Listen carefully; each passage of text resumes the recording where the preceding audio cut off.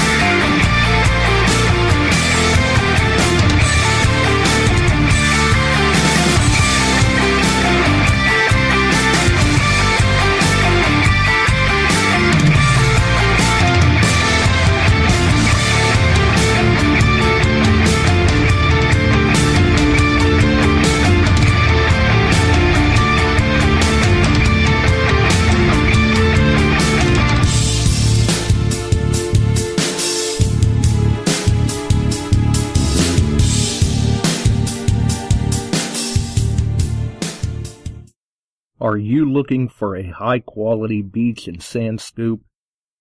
Are you trying to take your hunting to the extreme? How about an American-based company that stands behind their product and everything they sell? Then check out our friends over at XTREME Scoops. John has been making scoops for some time now and makes a quality beach and sand scoop to take your hunting to the next level. XTREME Scoops recently released their new sand shredder that works great in the water and on the beach.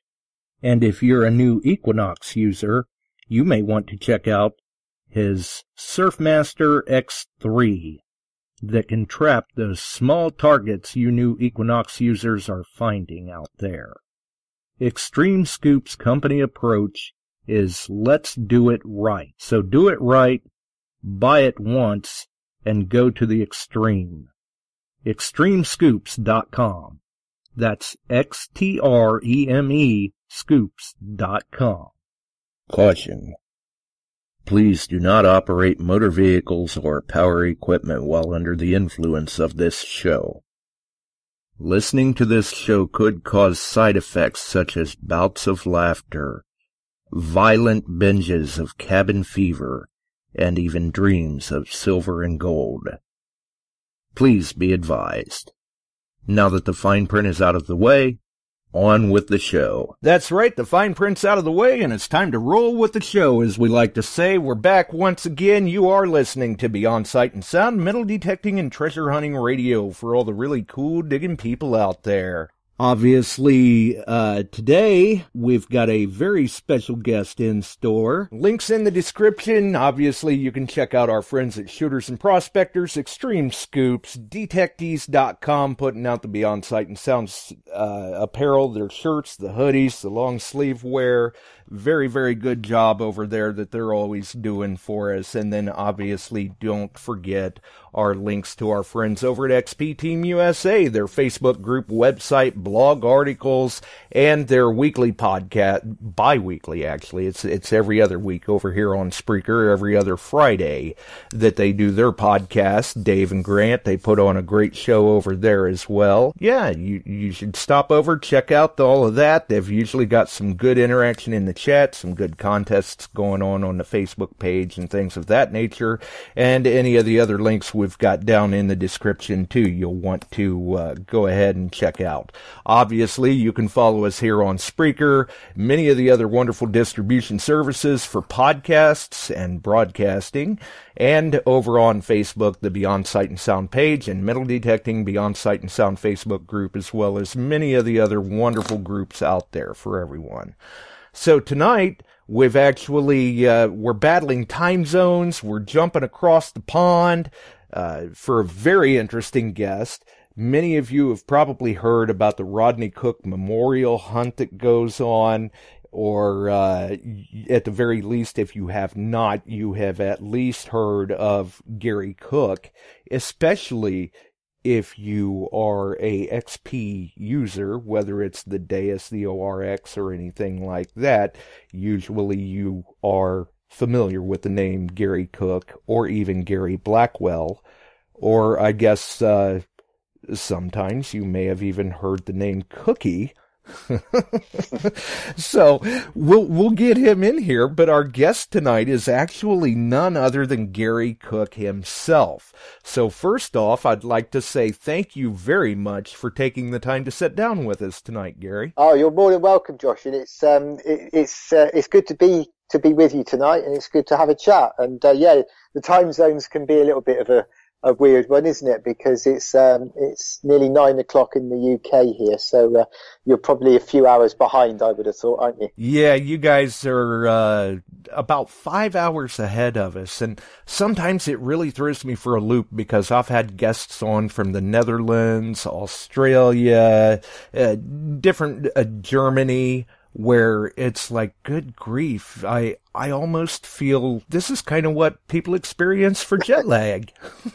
Yeah, I've been to America and the States, quite a few times over the years with holidays and sometimes with work.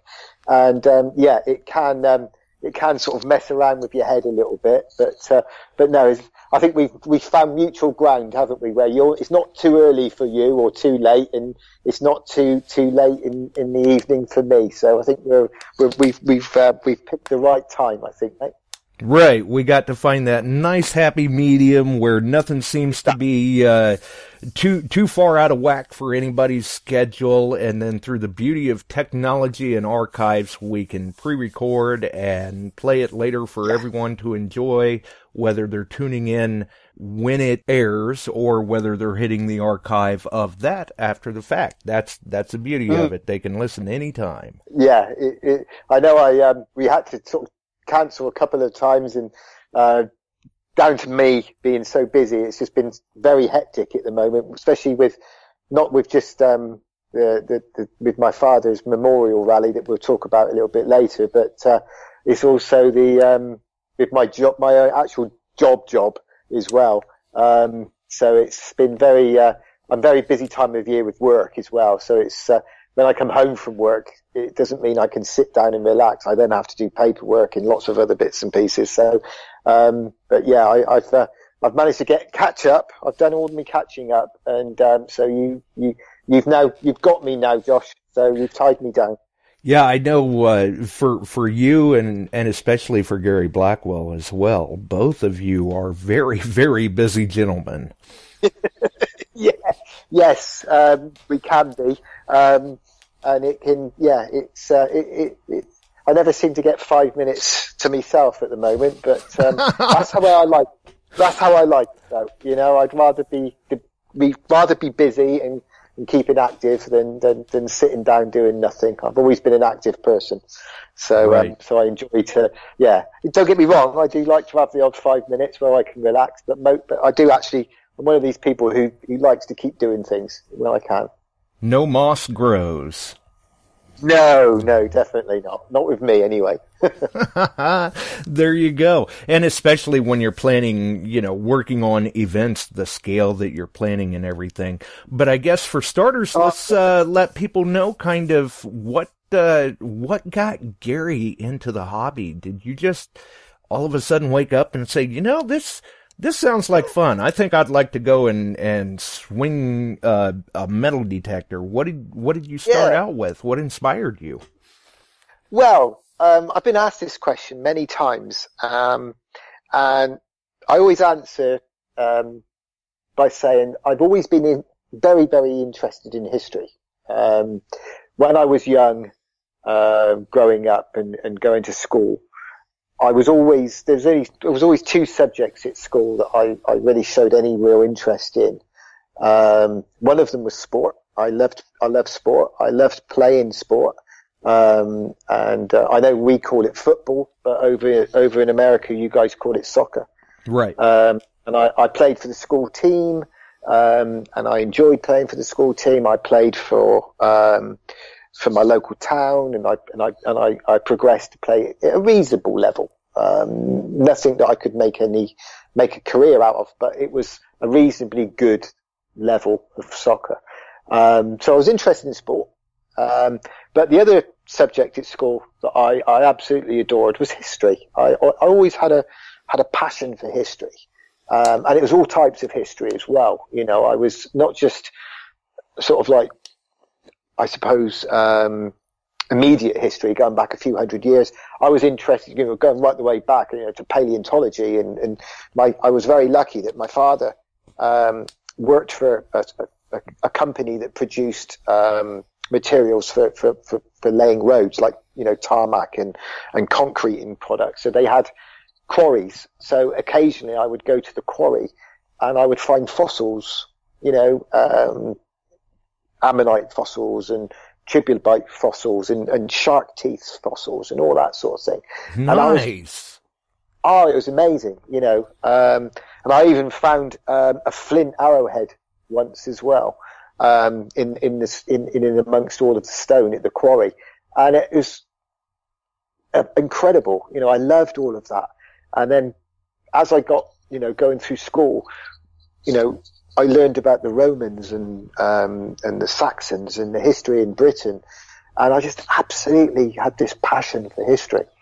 I was never really academic enough to go on and be like a paleontologist or anything like that. But I just loved history.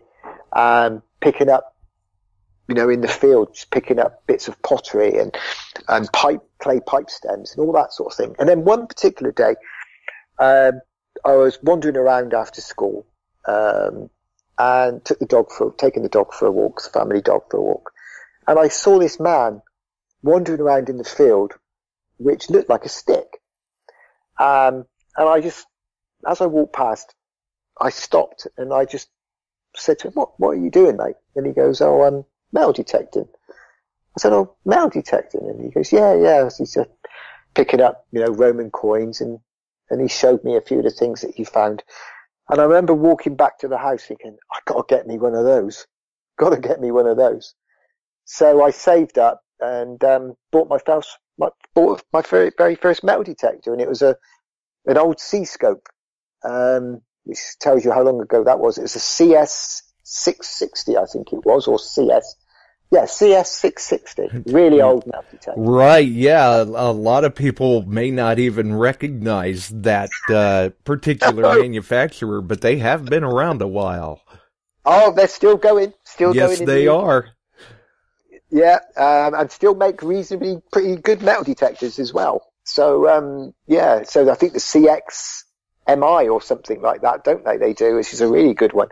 But yeah, I bought that second hand, and then I joined a local metal detecting club that was in the area, and I met a lot of like-minded people, and gained my first permission, which was a friend of my father's who owns some small acreage of fields. And yeah, it sort of progressed from there, really, Josh. And, you know, really got into it big time, you know, metal detecting, and then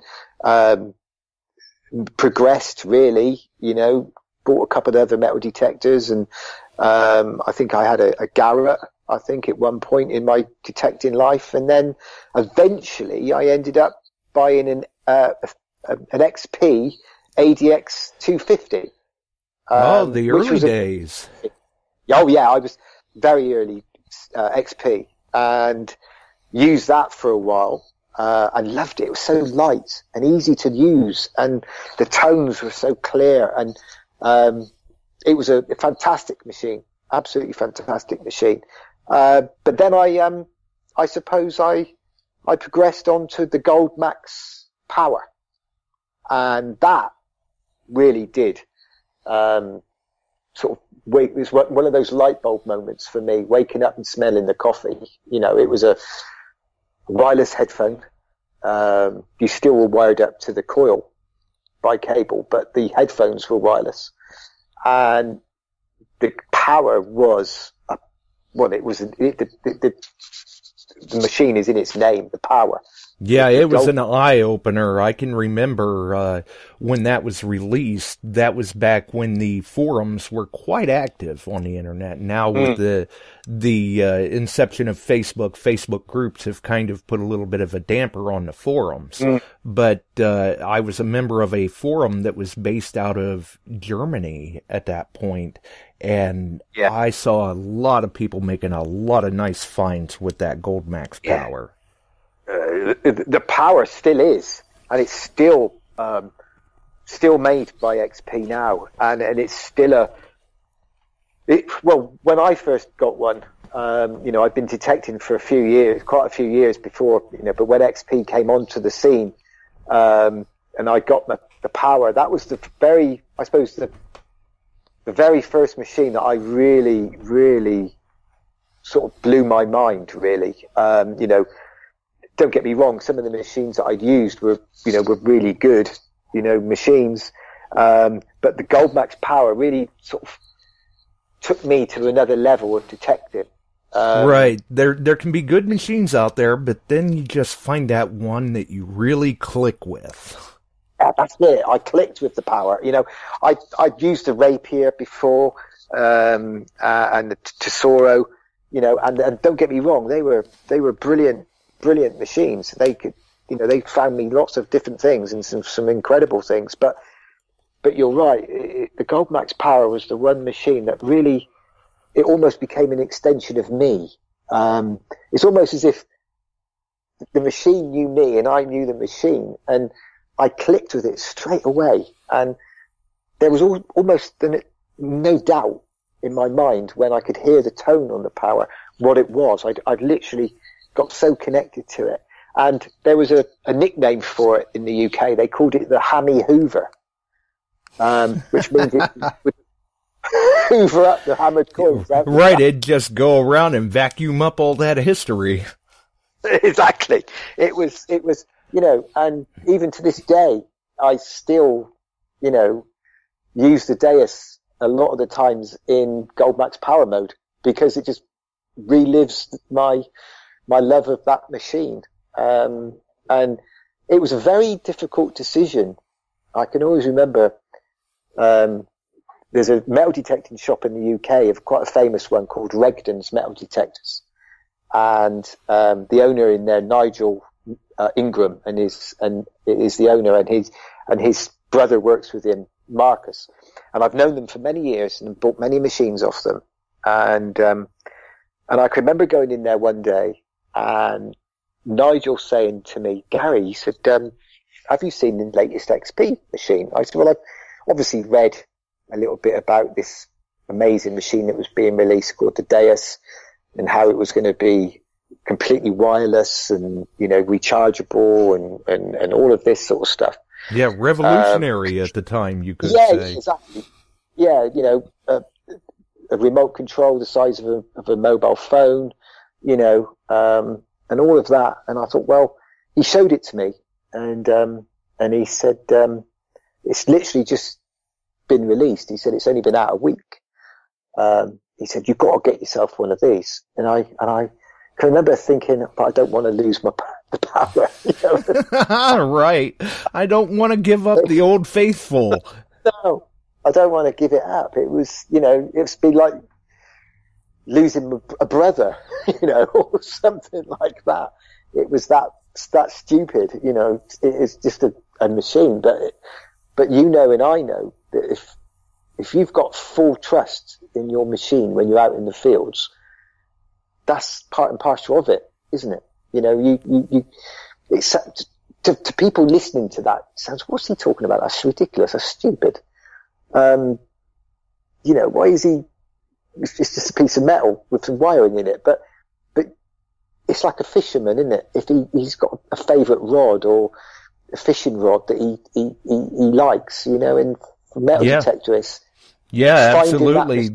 Point right on spot there, because you figure you spend time with that particular machine out in the field, and you get to understand it so well that you develop a trust in that machine. You know what it's telling you, and when you first get a machine you're not familiar with it, so you're always kind of second guessing it. You're not sure, well, do I believe what it's telling me or not? No, it's like in Star Wars terminology, it brings balance to the Force, doesn't it? You know? Yeah, exactly. It makes you feel so when somebody says to you, you've got to change, you've got to move on and get yourself this, you think, well, no, not really, I don't want to. But anyway, right, we're creatures of habit, and sometimes we don't like change. Don't like change. No, we don't like change. But Nigel was very persuasive, and he said to me, no, get yourself. He said, I think what sold it to me was that he said, you're not going to lose your Gold Max power, because the Gold Max power is in the Deus. And I said, well, what do you mean by that? And he goes, well, you've got a Gold Max power program in your Deus that will give you your Gold Max power. So you're not really losing your Gold Max power, you're just losing the actual shell of your power, but you've still got the power, if that makes sense. Right, so you're kind of like, you mean I still get what I know, plus more? What is this magic you speak of? Yeah, what is this amazing sort of, like, you know, a dream metal detector that is like 10 metal detectors in one? So, as it was, I got them. I didn't have the means to go and buy one straight in one hit, so I had to trade in the Gold Max power to be able to afford to buy the Deus. So I couldn't justify sort of like the money for the Deus without trading in the power. I bet that was kind of a tough call to make. It was very painful. It was like selling your soul to right? the devil. It felt like it's like an act of betrayal, really, if that sounds really stupid, doesn't it? That's what I was just going to say, it was almost like you were betraying your good hunting buddy. I'm trading you in, sorry. Yeah, it was terrible, really, because that machine had found me so many amazing things, and it almost felt as if I was betraying it in a warped way. But I did it. And I never looked back since. It was, I wouldn't say the best decision I've ever made, but it was in my, you know, it was a first to trip out with the Deus. I thought to myself, this is a game changer. This is special. This is something different. You know, this is completely going to revolutionize and change the way people think of, you know, there was no wires connected to it. It was completely wireless. You know, the headphones were completely wireless. There was no cables connecting you to the machine. There was no cables connecting your coil to the machine. You know, it was light. You know, it was almost didn't feel real, if that's, you know. Exactly. I mean, when I first saw a Deus, I was kind of like, no, I'll just look at it. No, I don't want to hold it. I'm afraid I'll break it. It looks so small yeah. and you know, it's just so fragile, but they really are robust. Oh God, yeah. My, you know, some of the sites that I go to, you know, the flint, some of the fields where I hunt, the flint is really big and thick and broken up. And as you know, flint can be very sharp because it was used in Neolithic times for making daggers and things, you know, flint knapping. So flint can be exceptionally sharp, you know, it can be knife-like sharp. So when you're running your coil, you know, banging into flint, you know, it can do a lot of damage. But you're right, you know, for something so small, it's tough, it's hard, and it takes a lot of, you know, bashing, but it keeps coming back for more. So yeah, it's a tough little cookie, as they say over here. Right. Yeah, absolutely. I mean, that's, I think that was kind of one of the things when the Deus first came out. A lot of people were looking at it going, are you kidding me? It looks like it's a toy. Yeah. But once it had the time to prove itself in the field, it really, the word started to spread, and it started to spread like wildfire. And it was king in the UK, basically, and it started trickling over here stateside, and it started to pick up a following, and now it's a very, very popular detector of choice for many users in the hobby the world over. Yeah, the thing is, it's not just the technology that they use in the Deus that was revolutionary, I suppose. It's the whole style of the Deus. It's the grip, the handle, the angle of the hand of the grip. You know, the S-shaped stem. The way the stem and the handle is ease of holding it. It's difficult to explain to people who don't metal detect, but straight stems and some machines with their handles are at such an angle that it's a weird feeling in your hand. And if you're holding something for the amount of time that we do, you know, sometimes you can be in the field for 7-8 hours a day. You're holding your hand is being forced into a unnatural angle when you use some machines, you know, straight stem machines, and their grips and their handle grips are in certain angles. It's an unnatural angle for your hand to be in. So you're almost forcing yourself to stay in an unnatural angle for a certain period of time, which can be quite aching on the wrist. Yes, it can. Ergonomics play a big part for us in the hobby. Yeah. And it doesn't matter how heavy the machine is. If your hand is at an unnatural angle for a particular length of time, you can go home as if you've been carrying 10 pounds of concrete in your hand all day. You know, it's a very painful experience sometimes. Now, XP thought of all of that, and they took it all on board. And when they designed their handle grip and the angle of the handle grip, when you hold the Deus in your hand at that certain angle, you don't feel as if you're holding anything. It's a natural angle for your wrist to be, and the grip and the actual stem almost feels like an extension to your arm. And that is one of the things that I noticed. I was thinking, well, I don't even feel as if I'm holding anything. Yes, it's light.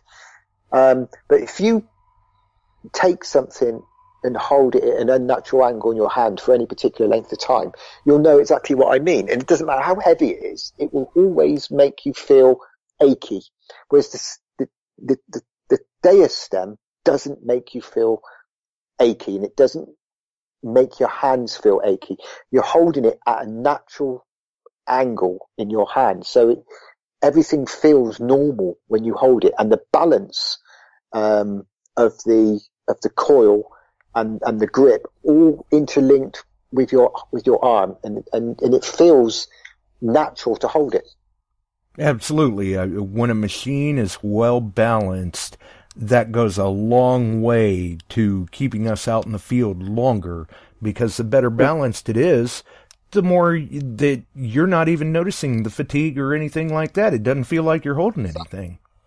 No, that's right. That's exactly it. And I metal detected for a long time, and I've been to many rallies and hunts, and you see lots of different machines being used by lots of different people. And we used to have me and my friends there was always one particular guy, and he used to see him quite regularly. And we used to call him Action Man, or in the States you would call him G.I. Joe.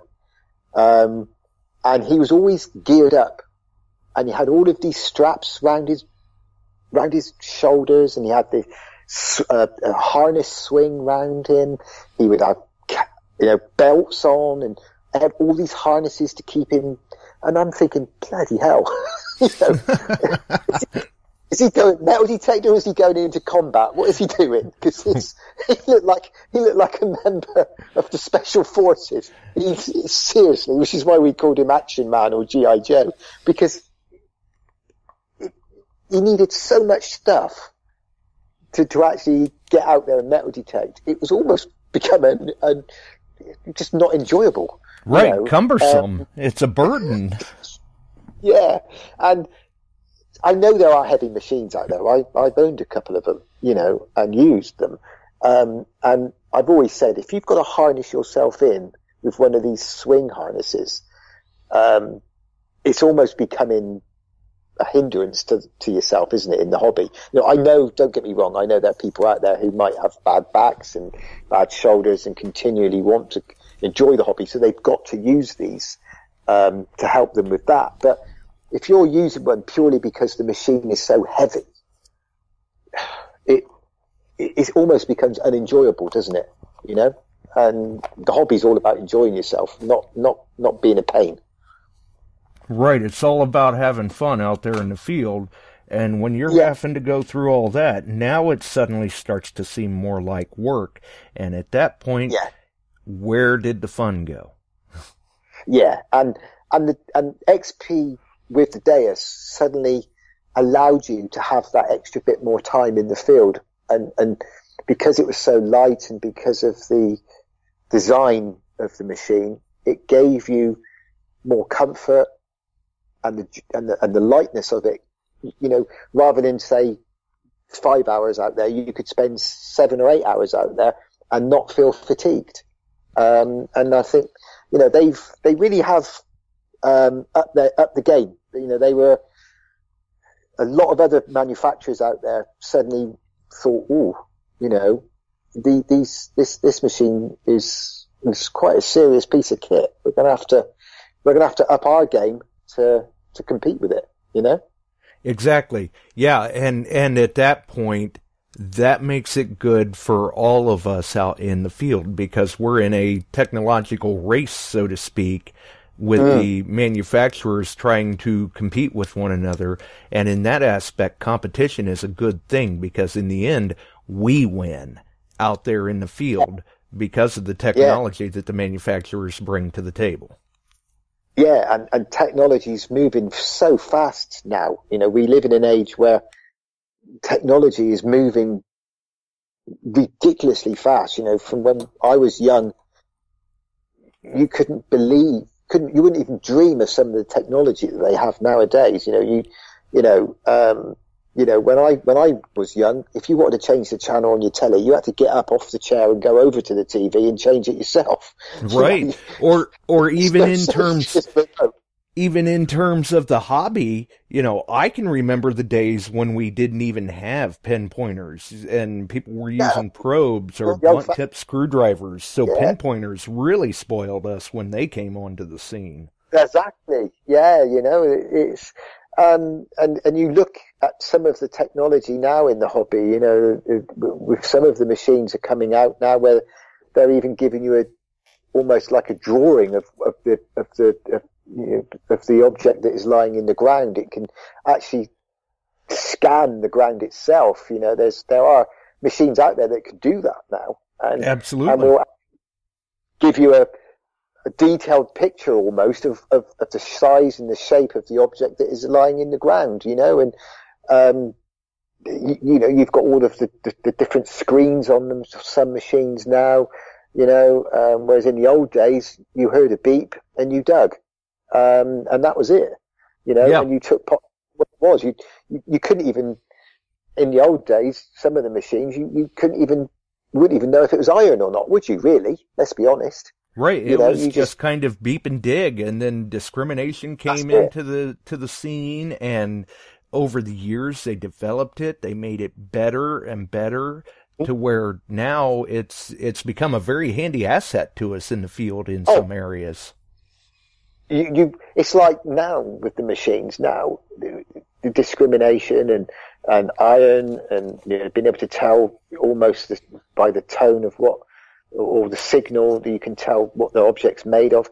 All that now you take for granted, and it's like trying to remember a time when you didn't have a mobile cell phone.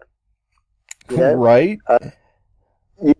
There was a time when I didn't have one, and they weren't invented. But you try and remember what it was like to live your life without being able to pick your phone up at any particular time of day and make a phone call. In the old days, you had to either go to a phone booth or a phone box and make a telephone call, or wait till you got home and used a landline. But you can now pick up your mobile phone and pretty much do anything you want with your mobile phone wherever you are in the world. And everybody's always got it at arm's reach. They just can't let go of them. That's right. They're always there, but you can't imagine a time now when you didn't have that. And it's the same with your metal detecting technology. You couldn't really imagine going out hunting now without a pinpoint probe, or the ease of how it makes your life easier in the field, or having the technology that you can say, well, yeah, that's definitely iron, or that's not iron, or I can discriminate against iron, or I can tell by the sound that that's possibly a silver coin, or just having a beep or no beep. I can't really remember the days when I had that, but technology is moving so fast, and you look at the size of the metal detectors as well. When they first came out, these huge, great big machines. Now, everything that you need is packed into something the size of a small cell phone. Right, we're making them smaller, lighter, stronger, faster. Yeah. It's not going to be long before you won't even need, I suppose, a control unit. Everything will be, I don't know, all in the headphones maybe, but things are becoming lighter and smaller and easier to work with, and we're lucky to live in an age where things are like that. But sometimes, you can have too much technology, I think. So certainly, when people ask me at rallies, and I'm working with Gary and we're on the XP stand, or I'm helping at the rallies that we do, or the skill schools and things, sometimes I've always said, you don't need to have overcomplicated programs. Dig or not to dig. That's all you need to know. That's all I need to know. I use two-tone programs 99% of my time out in the field. Good or bad signal. That's all I need. That's all I want the machine to tell me. Dig or not dig. And right. Sometimes you get the odd signal where you're not too sure. And if people ever say to me, well, Gary, how do you distinguish between, what to dig and what not to dig, or how do you discriminate against, I said, well, do you know what the best discriminator out there is at your disposal? And they said, well, what's that? I said, your spade. That's your best discriminator. Exactly. I tell people on the show all the time that we can be presented with all of this technology, and it can be great. All the bells and whistles. But in the end of it all, you are the final discriminator. Don't put too much faith in those numbers on your screen and all of that. Listen, audio wins over VDI every time, and the only way to know for sure is to dig it. That's exactly it. And there's so many reasons and things that can make the object you're hearing complicated. And what I mean by that is, it could be at a weird angle in the ground. It could be a coin on edge. There could be some trash near it. There could be a piece of iron next to it. Absolutely. The ground could be mineralized. There could be so many aspects and reasons as to what you're hearing doesn't sound like a good dig me signal. But it doesn't mean that sound that you're hearing is something bad. I've had so many experiences where I've listened to a signal and I've thought, that sounds really terrible. That sounds awful. Really, really bad. But there was something intriguing me or niggling in the back of my brain which was telling me, dig it. There's something in the signal that is telling me to dig it. And I've dug it out and I've found a coin or an object, and I'm thinking, wow, it could have been so easy to have looked at the number on the screen and just passed it by. and just passed it by. And and it got me thinking, over the years, I've done that, and I have been guilty of it. We've all been guilty of it in one way or another, of passing over a signal and not bothering to dig it. How many of those signals have actually been something good? But right, exactly. But the one great thing about this hobby is you don't know. So what you don't know doesn't really hurt you that much, because you'll never know what you've walked over. If you don't dig it, you'll never really know what was lying there. So I always say to people, there's a saying that you must remember to yourself. It's when in doubt, dig it out. There you go. And remember that phrase, because next time you have that doubt in your head, don't carry on walking. Dig it out, because it only takes 5 minutes to dig something out. And I would say most of the time it will be something trashy, but there's always that chance that it could be something really good. And I can tell you a quick story that I did once. I was at a metal detecting rally a few years ago, and I was behind this guy and I was watching him quite closely, and he come across this target, and he'd spent about 5 minutes, literally 5 minutes, left and right over the target, and checking the target, and eventually he walked off without digging. And I thought, blimey, he's been there for a long time, checking that target not to dig it. He must be convinced that it's nothing special.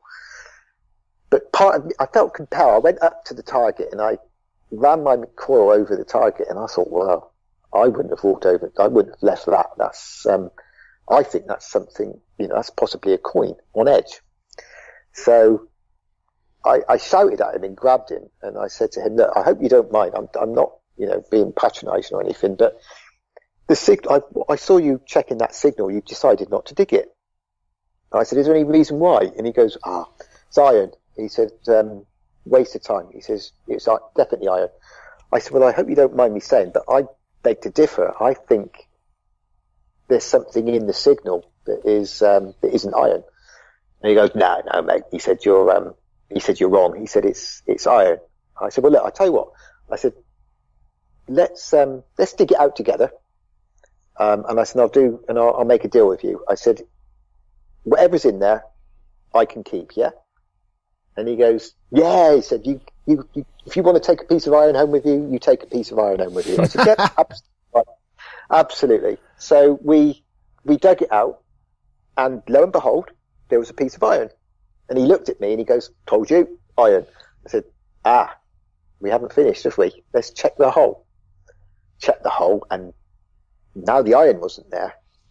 There was the most beautiful, clear signal.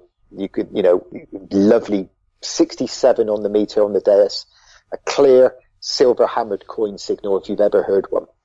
And I looked at him, I said, there's something still in this hole. So put the probe in there, and I pulled out a beautiful hammered coin of Edward I, 12th, 13th century coin, silver hammered. He looked at me and he went, bloody hell. And I went, there you go. And I gave it to him. He said, no, mate, fair's fair. He said, I said, no, don't be daft. I said, I've never intentionally said, I know I was joking. And I said that it would be mine. I said, it was your signal originally. I said, so you take the coin. I said, but I just hope you don't mind. I just wanted to prove a point. And he goes, you've proved it to me. He said, I'll never walk past an iffy signal again. I said, well, you might walk past an iffy signal. I said, but certainly not one that you've spent 5 minutes checking and double checking. I said, because, you should have at least given the signal a chance to be something good after checking it for 5 minutes. Yeah, the 5 minutes he spent playing with it, he could have just dug it out and been on his way to the next target. That's exactly it. But it just showed that you can sometimes overthink a signal and maybe convince yourself that what you're hearing is rubbish, and you should never dig on numbers, because he was getting, and he had a dais as well, so he was digging on the fact that it was a scratchy-ish signal, but the numbers were jumping around and the numbers were telling him that it wasn't anything any good, but the dais was telling him that there was something in the signal. Well, it was telling me that anyway. I could hear. That's the difference between screen hunting and tone hunting. That's exactly it. That's exactly it, Josh. You know, the tone was, the noise was telling me that there was something there inside the iron. You could almost say that the good tone was inside the bad iron tone, but there was just something in it that was saying to me, no, there's something next to it or under the iron or something. And as I say, it was a perfect example.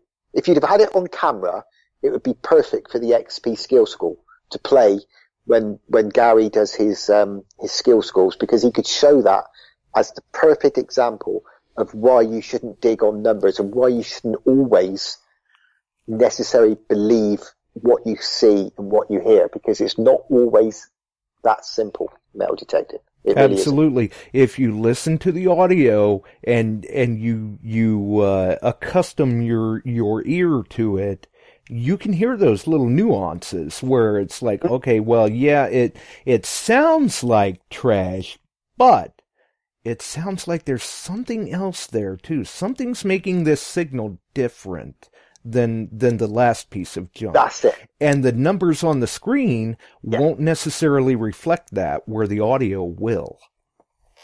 Yeah, exactly. And like you said, that's the difference between people who rely completely on the screen and screen hunt, and people who are maybe a little bit more old school and used to have machines where you didn't have the screen. You know, right. It's like my old and I believe that the XP power that I had, the Goldmax power, and all the other machines I had before that, which didn't have screens, really did. The old school detectorists like us, who are used to not having VDI screens, we are more particular when it comes to listening to the headphones. We don't take quite so much notice of the VDI screen as, say, some of the other guys do, because we are used to hearing the tones. And I solely believe that I detect on tones. I hear the tones first, and I look at the screen secondly. But I only use the screen as a guide, not as gospel. Yeah, the screen is nice as a second or even third type of reference, but when you're going more by the audio, and like you said, coming from machines that didn't have screens before, in the long run of things, the grand picture of things, it gave you an added advantage and an extra skill set out in the field.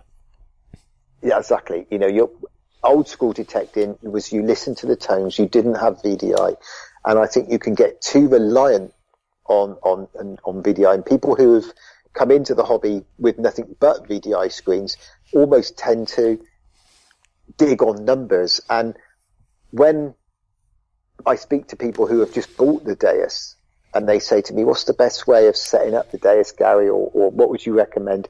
The first thing I do is I put in a two-tone program that I use myself. It's one of my own programs.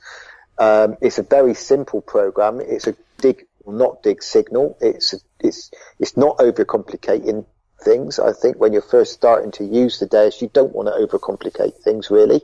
Right. And the most important thing you do is, once you've put the program into the machine, or you've selected the program on the machine that you want to use, you take the remote off the stem and you put it in your pocket, and you leave it in your pocket whilst you're detecting for the first 2 weeks of your dais career, I suppose you could use, or your dais experience.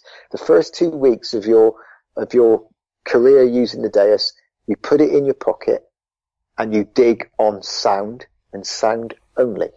Right. And you learn the tones first before you start getting obsessed with numbers.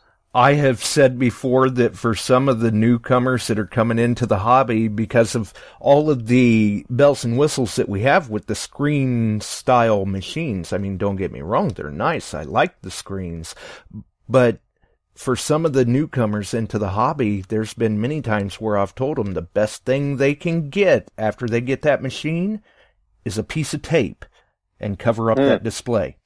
Exactly. And that's the great thing about the Deus, isn't it? You know, rather than have to get a piece of tape, you can take the actual remote off of the stem and put it in your pocket. So you don't need to have, you just take it straight off. You know, or put a bag over the VDI screen, you know, on some of the ones that are sealed on.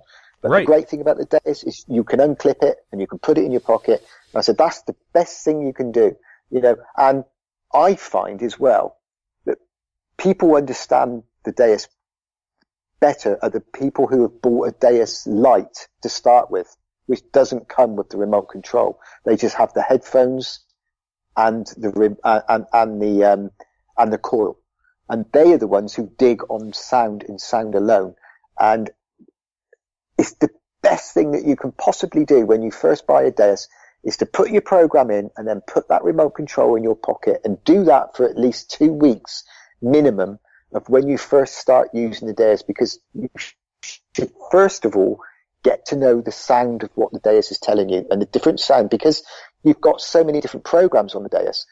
The tones can come through slightly different, and people get confused with tones, and tones are purely just a sound. And with the Deus, you can set the tones to your style of hearing. So if you like to hear a really high-pitched sound, you can turn tone 2 up, and that's what I do with the 2-tone program that I developed. I effectively have tone 1, I set it a very low tone, 202 I think I set it at, which is your iron signals and your things like that. And then tone 2 I set at quite high. I set it sort of like 765, because you've got that difference in sound. So people can get used to low tone, iron, bad, high tone, non-ferrous. So you can get that, differentiate between the two signals, so people can get used to hearing the Deus. Because I think sometimes if you go in too complicated, it can put people off, and you can get too many sounds sometimes. And I know that sounds daft, but sometimes you can get too many noises, too many tweaks and noises and crackles. Metal detecting should be about enjoying yourself and enjoying your hobby. And when you start to get too complicated and you get stressed with trying to find the ultimate settings and trying to find the perfect settings and everything else, it suddenly doesn't become a hobby anymore. It becomes, it stresses you out. And I see so many people getting stressed, and I'm thinking, you're meant to be enjoying yourself. This is a way to get away from the daily grind. You know, you do your hobby to get away from the office or get away from everyday life and just have a few hours a week where you can move away from all that and enjoy yourself. But if the hobby is stressing you out, all of a sudden it's not a hobby anymore, is it?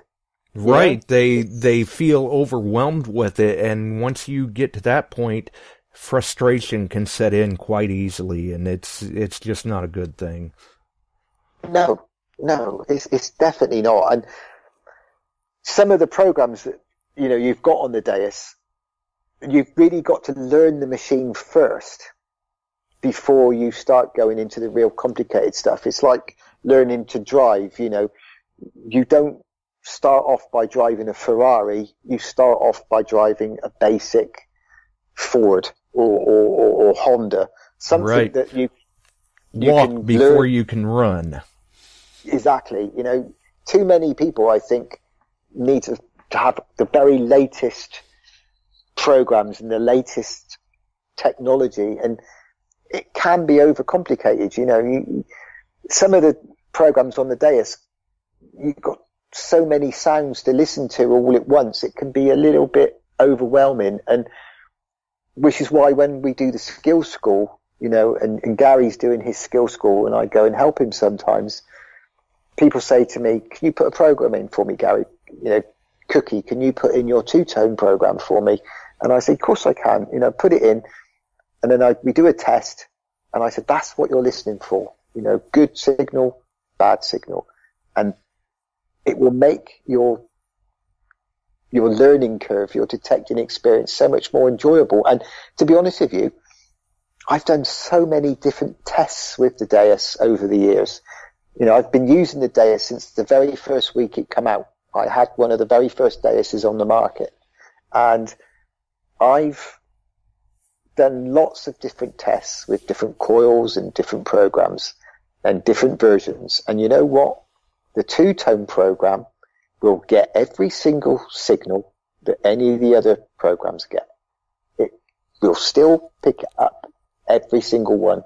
And to me, I don't want to overcomplicate my detecting experience. I want every odd in my favour. All the odds have got to be in my favour. And when you're out in the field and you're hunting for artifacts and coins, I like to have every odd in my favour. And the two-tone program that I use, I find, can pick up pretty much everything that all the other programs get as well. And don't get me wrong, Gary's ultimate program is fantastic. I love it to bits, and there's a time and a place that I will use that program. And you know, Gary is his two programs that I like is the Deus Hot and the Ultimate program, and they're two fantastic programs.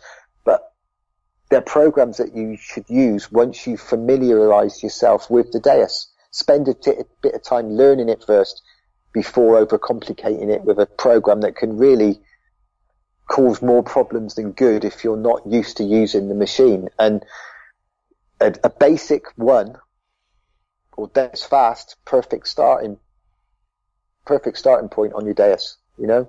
They really Absolutely. I love to use Deus Fast when I'm in the trashy park areas. Those programs are put in for a reason. They're put in by XP technicians. So they're not bad programs. You know, they're not, there's no such thing as the best program in the world for the Deus, if you want to use that sort of terminology. Right, right. Every field is different. You know, there's different aspects to the field. There's different mineralization in the field. There's different amounts of iron or trash in the field. You know, so there's no such thing as the best setting. You know, it's what works for you on that particular site that you're in on that particular time of day, you know? Exactly. There is no end-all, be-all program or anything, because if there was, we'd all be using it, and everybody would be swinging a Deus. Yeah, and, you know, Gary Blackwell is very, very, you know, my relationship with Gary is we're best friends. You know, we've known each other for a long time. We're brilliant buddies. We get on really, really well. And, you know, we have each other's backs and we work very well together, you know. And you just gotta love his sense of humor. Well, the thing is, not many people see the side of Gary Blackwell that I see, because most people tend to see Gary's videos and his educational videos and his tutorial videos. And what not a lot of people realize, Gary used to have, he still has his Gary's Detecting forum was when he first started, and he was a field tester, and he would field test all different types of machine. This is before he was with XP, and that's when I knew him, and we go back a long way, as I say. And he, when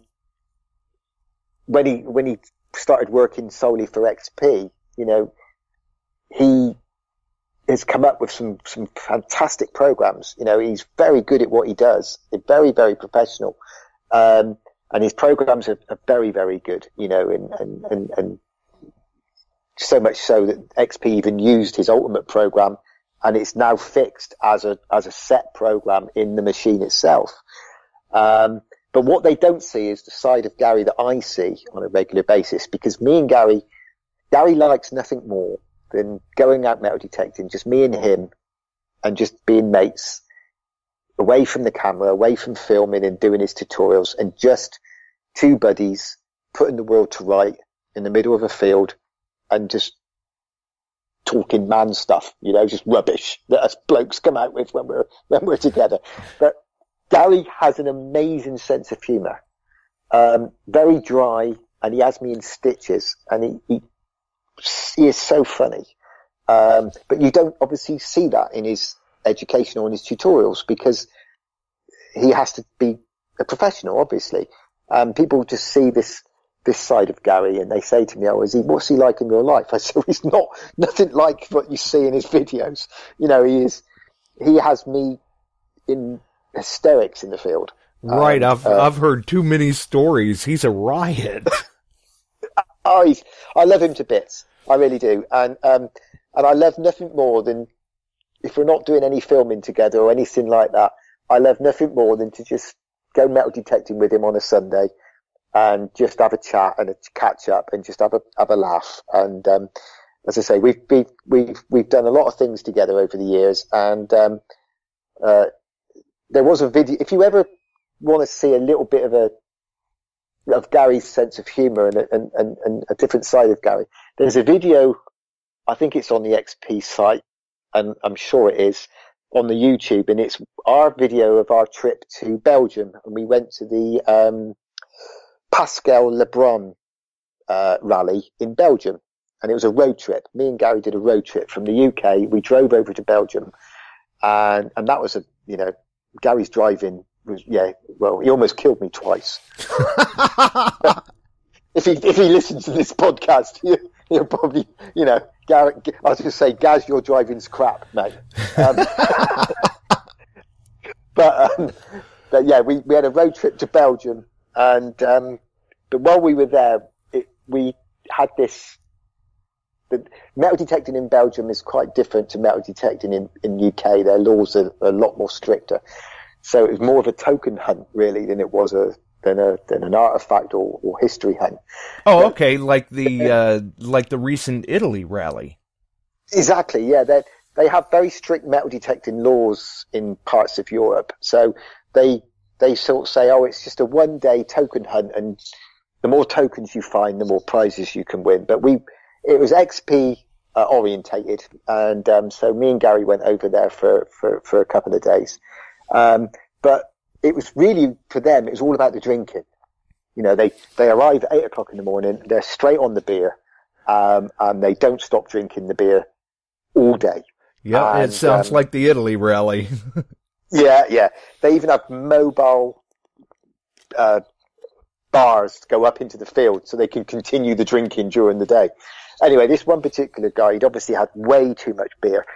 And Gary's doing his video, and you can see on the video this guy is literally passed out against Gary's car. He's led on the floor against Gary's car, completely passed out. He's way too much to drink. And Gary's talking, and he's got this guy in the background, and you just see Gary's sense of humour comes out in that, and he's talking in the way he's talking, and it is hilarious because Gary is trying to be professional. He's not trying to laugh, but he cannot stop himself, and it's the side of Gary that I see on a regular basis. I'm gonna have to go back and watch that video again now. But if you watch it, and you'll see what I mean, and it's brilliant. And there's another one. It might be a little bit harder to find. It's a video that me and Gary did a few years ago, and it was all about detecting swings, swing techniques. And you see the people with they're swinging their machine 2 foot off the ground, and the ones who you've probably seen them, Josh. You think to yourself, you swing your coil like that, mate, you got no chance of finding anything ever. Right, those are the guys I like to follow. Yeah, exactly. You just go behind them because you just pick up everything that they miss. But me and Gary did a video about the 5 worst detecting swings, and we created names for them. And it was a bit of fun, but it was also trying to educate people as well by, saying, look, your detecting swing and how low you keep the coil to the ground is very, very important. But some of the swings that we were taking the mickey a little bit. But yeah, but at the end of the video, there's an outtake bit of me and Gary because obviously when you watch these videos, it takes a lot of takes to get it right sometimes. And I'm terrible. I wind Gary up all the time because he gets more and more angry with me because, Cookie, it's easy. All you've got to do is say this.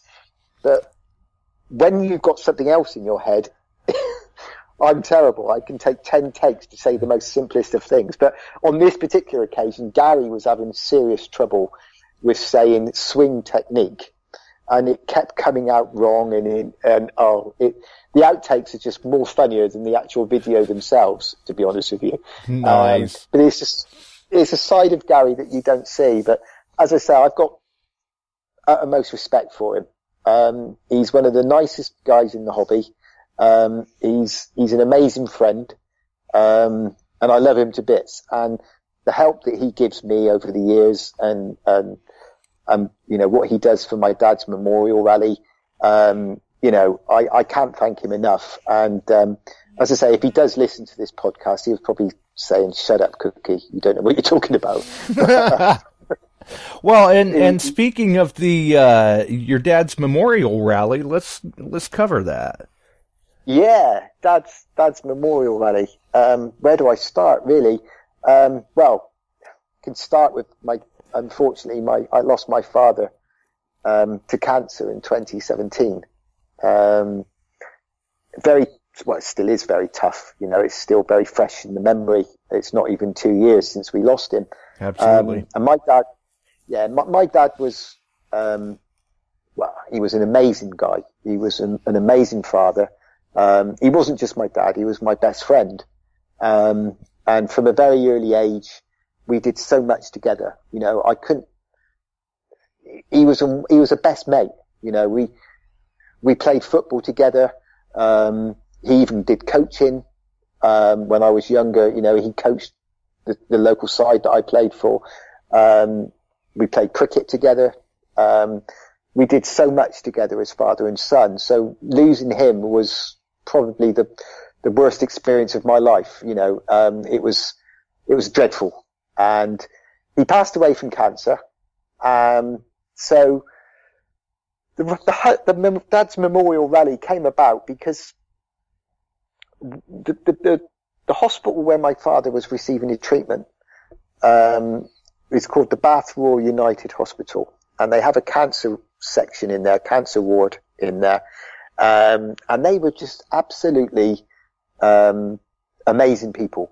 They were brilliant for my father. The treatment that they gave him, the care that they gave him during his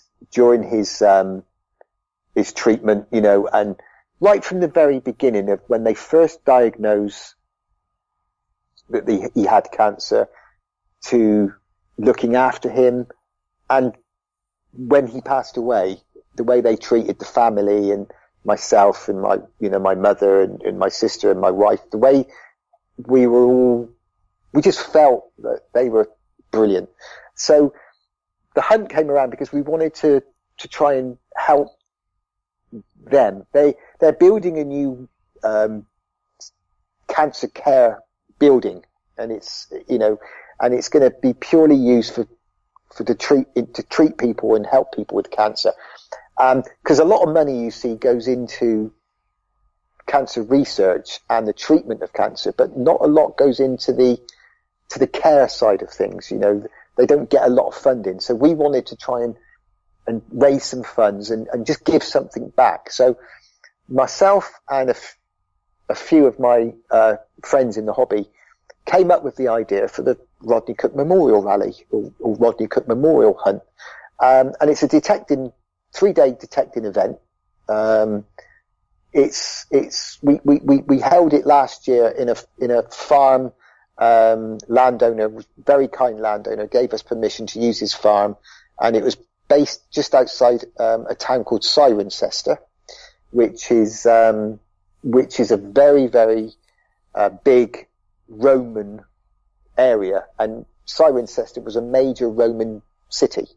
So we knew it was in a good area, and we had about 350 to 400 people attend, and it was a 3-day event, and we had a live music playing during the weekend. We had food stands, and we had a bar, And it was a very, very successful weekend, and we raised just short of £28,000 during the course of a weekend. That is fantastic. Yeah, it was an amazing amount of money. It's the largest single money raised by a metal detecting event in the UK ever. You do get other charity rallies and charity events, single day events and things, but this raised more money than anything that ever raised before. You see, you do get rallies in the UK, but a lot of them are done by businesses to raise money, for themselves, and for their business, and they contribute sort of like a raffle to a charity. But this one was everything, the whole event was purely there to raise money for charity. So every penny we raised went to the charity, and we wanted to do it slightly different. We wanted to make it a fun weekend for people, and go that extra mile, go that extra yard to help the detectorists have a great weekend. And it wasn't about the type of metal detector that you use. We didn't want any of this detector arguing, as we call it, our metal detector is better than your metal detector. We've got a test bed in our arena. We'll prove to you that the metal detector you're using isn't as good as the one that we're trying to sell you. We didn't care what metal detector people used. It was a group of like a family of detectorists, really. And we all came together to have a great weekend, have fun, and hopefully find something. But the most important thing that we wanted to do was raise money for cancer, and for cancer charities. And that's exactly what we did. And so many people last year came away from that rally saying it's the best event they've ever been to. It was well organized. Everybody went that extra mile to give us a good time. Nothing was too much trouble. And we felt, we just felt like we were all together having a great weekend. And Gary Blackwell was there with XP, because obviously he's a good friend of mine. He sponsored it with another metal detecting shop called Leisure Promotions, run by Peter Turrell, who's another very close friend of mine. And I can't speak highly enough of Pete. Such a generous man. He not only donated raffle prizes in the form of metal detectors and things, but he also did a personal donation as well to the charity. And he was just an amazing guy. He really was. And along with everybody who helped, Josh, it was, words can't explain how I felt towards all of my friends and all the people who helped. Because it's a lot of hard work to put something like this on. Oh yeah, and when you see your friends pitching in like that and everything, you're just like, wow, it means a lot to me to know that it means so much to you all as well. And this is why the event goes as good as it does, is because you've got a lot of other like-minded people there helping behind the scenes that are just as passionate about it as you are. Yeah, that's the thing. I've got some amazing friends, and I can't begin to name all of them, because there's just too many. And they were all brilliant, and they all got different roles. There's one particular guy called Dave. He's an organizer as such. He does everything. He tells us what we got to do and where we got to go, and he is like almost like a backbone. He gets everybody motivated, and he does all of this. Then you've got all my other friends who do all their other bits and pieces. There's John. He's just an amazing guy. Gary, Pete, and my wife Lisa. She does all the admin side of things. She works full time in a private school as an administrator, but then she comes home and she's straight on the computer booking people in. And people don't realize how much time and effort and paperwork goes into organizing a hunt of this size. You know, it's a weekend event. It's 3 days, and we've got this year it's even bigger than last year. Last year was so popular, that we were inundated with phone calls and messages and people saying, are you doing another one next year? Are you doing another one next year? You know, when is it going to be released? When are you going to do it? Please, we want to come back. We want to support you again. Right. I want to be one of the first to sign up. Exactly. And it was amazing. Absolutely. Couldn't believe how popular it was. And so we've signed up again to do it all again. And this year we're in another good Roman site, really, I suppose. It's a place called Bath. You probably have heard of it in the States. It's got very famous Roman bathhouse in it, which is you can still visit the Roman baths. You know, very, very popular tourist attraction. Loads of history. Oh, it is. And we're on the outskirts of that city, and there's lots of other history around the area as well. You know, we've got Saxon history, we've got old villages, medieval villages, we've got Celtic history in the area. So, and we've got a very, very, very good landowner as well, who is proving to be, they're proving to be amazing. You know, they really are on board with us. You know, they want to help us as much as they can, and they have some relation with the Bath Royal United Hospital as well. So, and cancer. So they really are on board with us this year.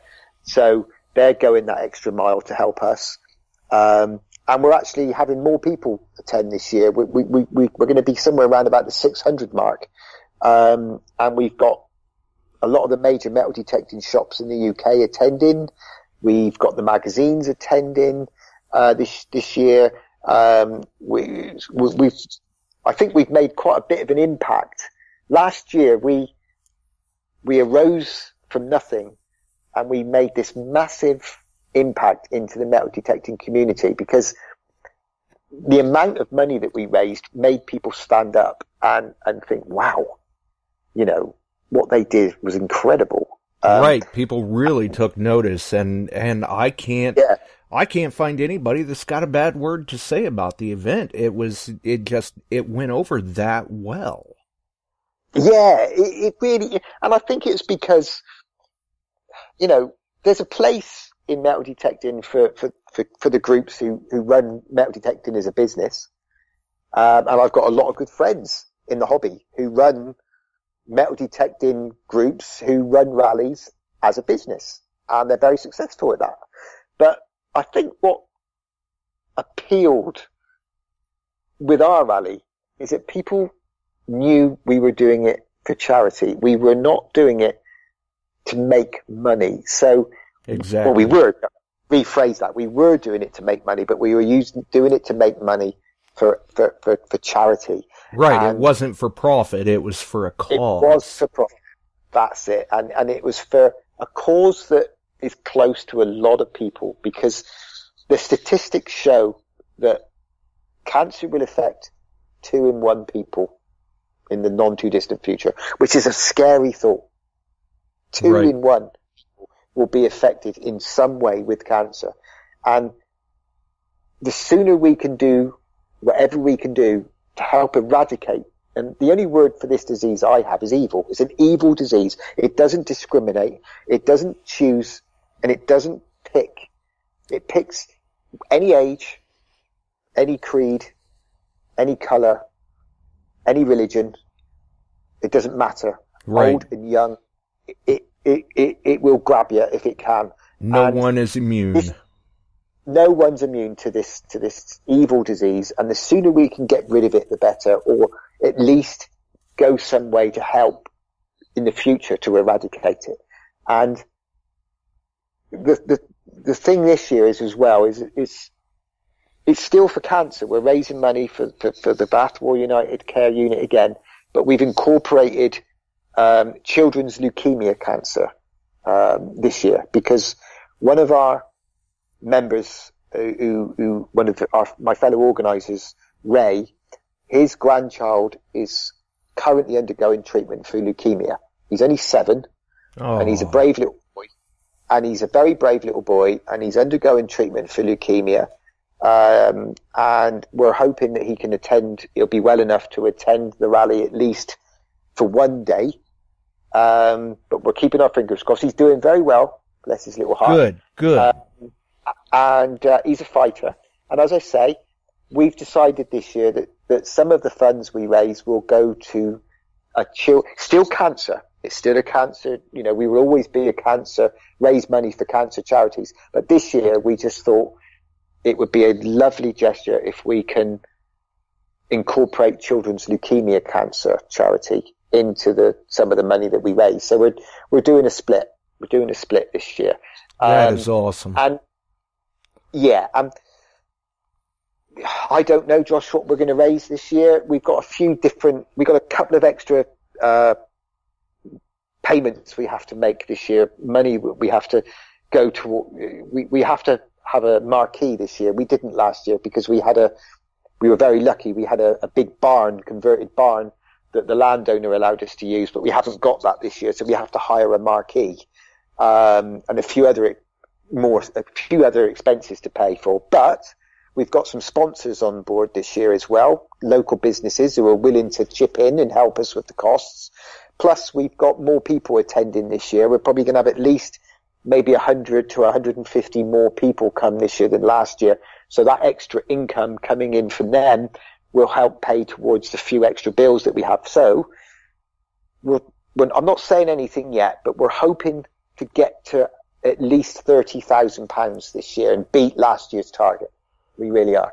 Nice. Well, and I can see that happening because everything went so well last year. You have more people interested in the event, more people interacting with it, and really the detecting community in general as a whole is a very friendly and giving community. So when a good cause like this comes up, people want to get involved. Oh, yeah.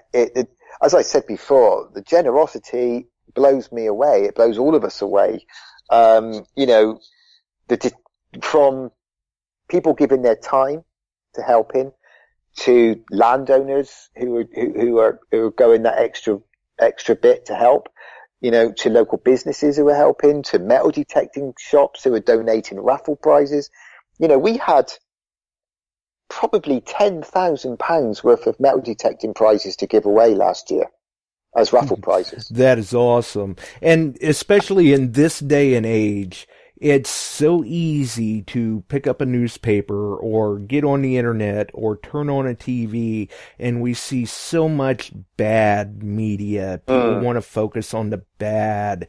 So when you see things like this that are putting the hobby in a good light and doing a great thing for a good cause, for a lot of people out there, it may even kind of help to restore their faith in humanity and society and realize, hey, we're not all bad people out there. Yeah, the metal detecting world sometimes does get a bad press, and certainly over here with the regulations and the laws sometimes, and you get people believe that metal detectors are just treasure hunters and they'll detect anywhere without permission. You go out at night. We get a lot of bad press. We're not all night hawkers. No, exactly. And this rally and this memorial rally to my father shows us that we are actually not a bad bunch of people, and we're not all in it for the money, finding treasure and whatever. We're actually doing this, and we're all trying to do something good, and I think that's why we are so popular with our rally and our hunt, because people see that we're doing something good and we're trying to do something good, and people want to be part of it, and we're building on last year's success, and we've already got a site in place for next year. Nice. Some good news for the exclusive would be for people out there, if you're listening, is yes, the Rodney Cook Memorial Rally 2019 hasn't happened yet, but we've already got 2020 in progress. We've already got a site booked for 2020. We're already rolling into next year already. So the cause continues, so to speak, which is really great. Continue. And we've got some amazing land this year, but the good news is I've just done a deal that is pretty much in place where I've gained even more land for this year with another landowner who is literally next door to the site that we had. And he has told me that we can use some of his fields, which has never been detected before.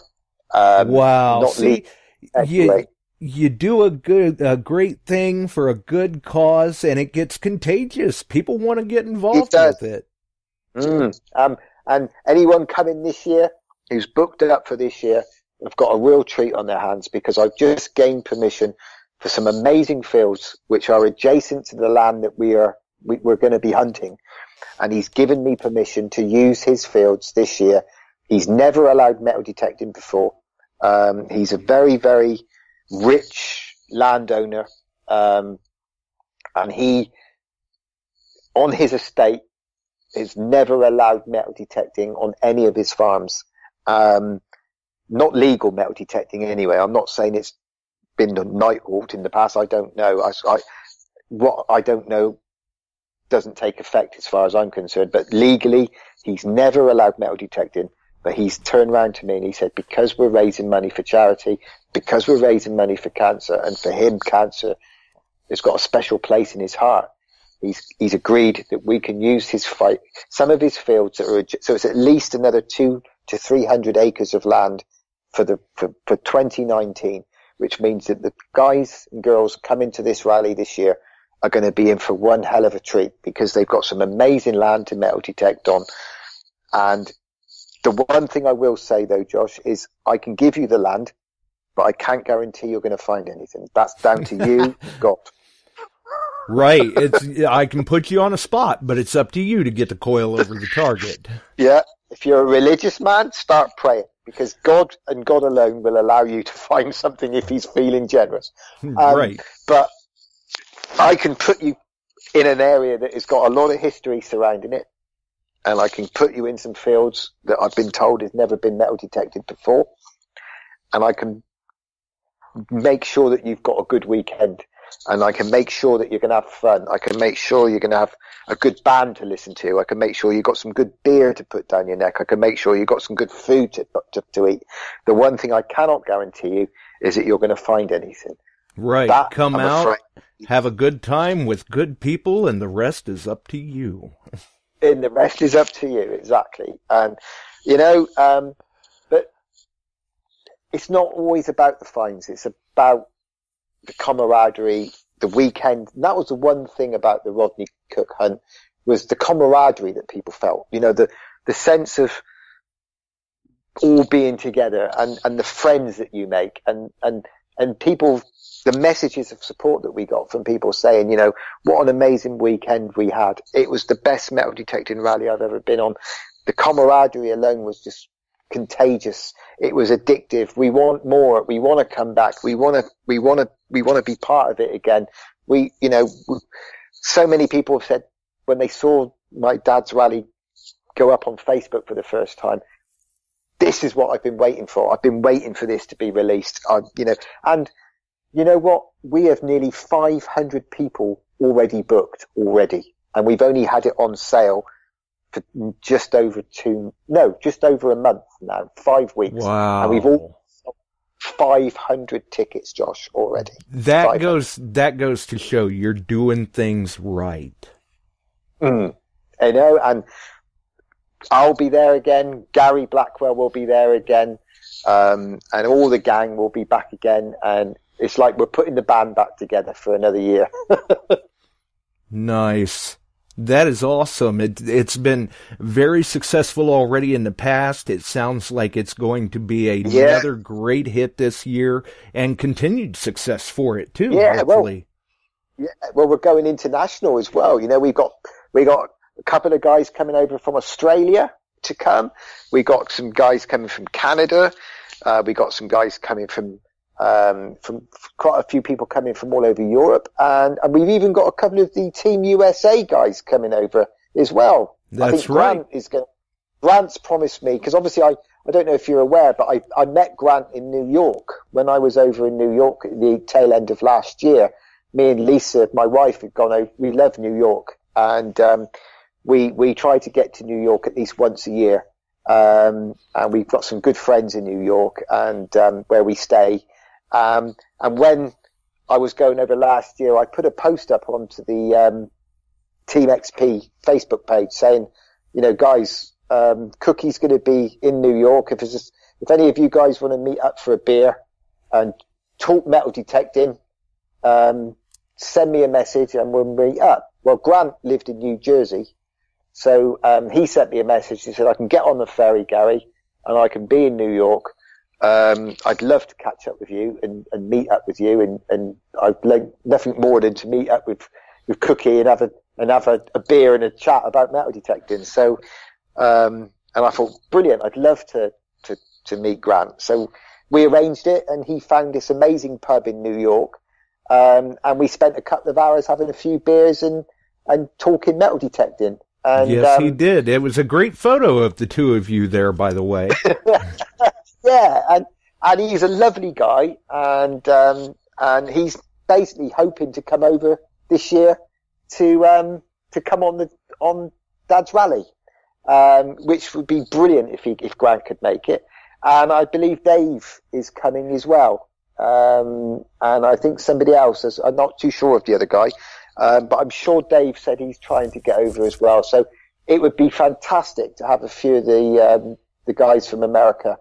It'd be honoured guests, they really would. And I would love to have them come over and do some metal detecting, you know, and hopefully go home with a Roman coin or two in their back pockets. Right. I'm not seeing a downside here. Yeah, it would. And then, Gary Blackwell will be there as well. So, you know, between the two of us, we'll make sure that they have a great time. And if any guys from the podcast listening in from America who decide that they want to have a trip to England and go on a rally, book yourself in, make yourself known, and we'll make sure that we got some spaces available. And it will be in September the 6th to the 8th of this year. And if there's any guys listening in on the podcast who want to come to the Rodney Cook Memorial Rally, make contact, and we can, you know, even you can make contact to you, Josh, and you can forward them on to us, or they can just go on Facebook and look it up, and get themselves booked in if they fancy some detecting in the UK. Come on over and have a good weekend with us. Yeah, absolutely. And I'll try to do what I can to make sure I've got a link in the description that'll take them right to that as well. Yeah, that would be fantastic, Josh. That would be really appreciated if you could do something like that. It'd be really cool. Really would. You know? Nice. We want to just make it like the metal detecting fraternity, the metal detecting world as such, you know, have people come from different parts of the world and all come together as a family. And that's what it's all about. Coming together as a family, you know, and trying to do something good, and go away from the hunt thinking that, you know, we did something good that weekend. Last weekend it was almost like a drug. You know, when you realised how much we'd raised, it was like, wow, you know, we've just raised £27,500, and that money, that's life-changing money. Absolutely, everybody plays a part. Every little bit helps to kind of fill out that larger picture like that. And when you see what's done as a group effort that way, you really can move mountains. Oh yeah, and you know, and you can use your hobby. You can use your hobby to do good. You know, and it's an amazing hobby that we all enjoy, metal detecting. You know, obviously people who maybe aren't into history as such, don't really see the hobby the same way as what we do. But it's such an amazing, amazing hobby. And we can do so much, and we're doing so much good with that hobby as well. You know, we're raising some serious money, and we're having a good time, and we're doing our hobby at the same time. So, yeah, exactly. You're participating in something you love, something you have a passion for, and going to help so many others along the way by raising the funds that you do. It's a win-win. Yeah, and it's great for me because it's gone from an idea in my head that I had to being a reality. And it's gone from being not just a reality, because to start with, I just wanted to maybe do a small one-day hunt and have 30 or 40 people attend. Well, you kind of surpassed that. And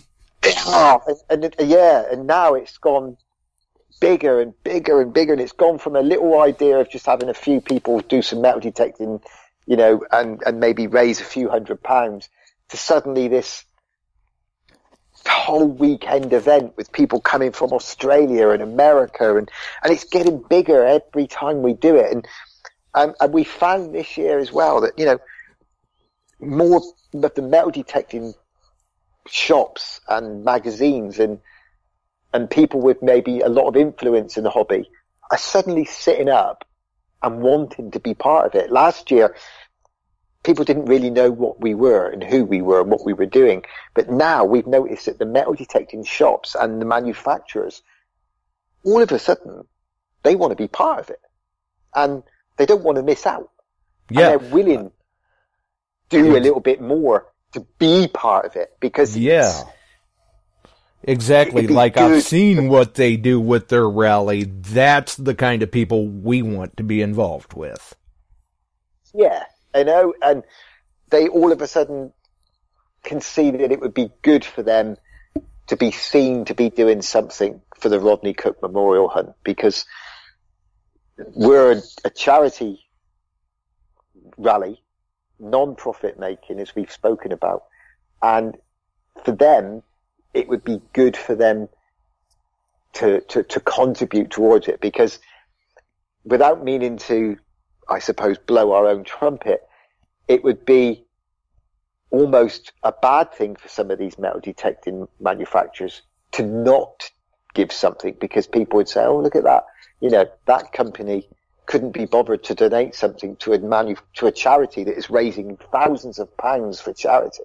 Right. They were trying to do a good cause, and this particular business or company said, oh, go bugger off. We don't want to deal with you. Exactly. You bother us. Yeah, we don't want to be involved. We're not interested. Well, that would be negative. That's bad for business. Of course it is, you know, and it's almost to the point now where they cannot afford to not at least do something, because it would look bad on them if they didn't. And that's purely down to the success of what we've achieved last year and what we're continuing to achieve. And you know what? Because we're raising money for charity, if it makes some of the manufacturers feel awkward, that they feel compelled to do something, that's good. That's good for us. That's a good thing for us, as far as I'm concerned. Right. If they want to feel awkward and think, oh, well, if we don't give something, it could look bad on us, I think we better give something. Well, that's good for the charity rally, isn't it? It means that we're going to be giving. Like we were saying about the technology, in the end, we all went out there in the field. Well, in this situation, the charity wins. Exactly. And, you know, I've already been, the raffle prizes are starting to get bigger. You know, now the pile of raffle prizes are starting that have been pledged to the rally are getting bigger and bigger. Manufacturers are being generous, and don't get me wrong, you know, anything, whatever any manufacturer or anything wants to give, whatever it's big or small, whatever they can give, we appreciate whatever people want to contribute to the rally. You know, I'm not pushy or anything like that. I just politely say to the manufacturers when I speak to them, look, you've seen the success of last year. We are now going to be and I think I'm right when I say this. Maybe somebody will shoot me down in flames. I don't know. But I think we are going to be the second largest metal detecting rally by attendance in the UK now. The only rally that beats us is Detectival, which is the summer Detectival in September, which will have probably over 1,000 people attend. That would probably be the biggest. But we are going to be the second largest rally in the UK. We are going to have over 600 people in attendance during the weekend. And that's what I've said to a lot of the manufacturers, you know, when they say, oh, well, you know, we contribute already to a lot of rallies. I say, yeah, but do you not realise that the Rodney Cook Memorial Hunt is the second largest rally in the UK? We are having over 600 people attending this rally. That's 600 metal detectorists. Right, you contribute to a lot of rallies, but how many of them are like this? Yeah, and how many of them are purely for charity? Every penny raised goes to charity. You know, you think of the publicity that you will get by having your name associated with a rally that is pinned up on all of the forums, in all the magazines, even the local news, even the newspapers will print metal detecting rally raises £30,000 for charity. You know, there's not many. When the charity, it's a funny thing that when I first approached the Bath Royal United and I approached their charity is called the Forever Friends Appeal. It's the Cancer Care Unit Forever Friends Appeal. And I approached them. I said, look, you know, we want to be part of your charity. We want to raise some money for your Cancer Care Unit. You know, they've got a lot of fundraising going on throughout the year. Lots of people, you know, trekking across the Andes and, you know, cycling backwards for 10 miles to raise money for charity, all the sort of things that people do. And I said to this girl, I said, look, Claudia, I'm going to hold a metal detecting rally to raise money for your, and she didn't really have a clue what I was talking about. She had no idea what a metal detecting was. She didn't probably even know what metal detecting was, Josh, you know. I'll bet after last year's event, though, they know all too well. Oh. She said, okay, well, that sounds a good idea. And she mentioned it to to her boss, who was like the patron of the charity. And he came up to me at the awards evening when we were presented with a plaque as a community fundraiser because we'd raised so much money. And they only give it to people who raise a certain amount. And he came up to me, he said, Gary, he said, I've got a confession to make. He said, when Claudia first came into the office and she told me that you were going to be raising some money by a metal detecting rally, we all really didn't take it very seriously. He said, I don't mean that in a derogatory way. He said, but none of us really knew what she was on about. We didn't know what a metal detecting rally was. And we all thought, you know, they might raise a couple of £100 for the cause. And he said, so we didn't really take much notice of it. He said, but when you held your event and you'd had the rally, and Claudia came in to the office on the Monday, and I said to her, well, how much did that metal detecting rally make? She stood up and she said, try and have a guess. And there was a couple of people would say, oh, £1,000. And she goes, they raised £27,000. And he goes, it's as true as I'm sat here, as true as I'm stood here, Gary. He said, it was a spit your coffee out moment. Right, you've got our attention now, sir. You know, it's like in the movies where they sort of like taking a sip of spitting out. When he said, we all hit the floor. He said, we all literally, everybody in the office suddenly stopped and looked at her, and we all went, how much? And she goes, £27,000. And we all had to look again and went, how much? £27,000. And he said, I honestly, it was jaw dropping. He said, we just all looked at each other and went, why did we not take these guys more seriously? Oh my God. That is great. Yeah, and he said to me, he said, look, he said, I don't want you to, please don't take it the wrong way. He said, but we just couldn't believe it. He said, we literally there's coffee being spat out all over the office. He said, and he said, but it was in a good way. And obviously now they know what we're capable of. And they just couldn't believe that you could raise so much money just by metal detecting. You know, it was amazing. People, like he said, we've got people who train for months to trek to the Andes and they raise £5,000, £6,000.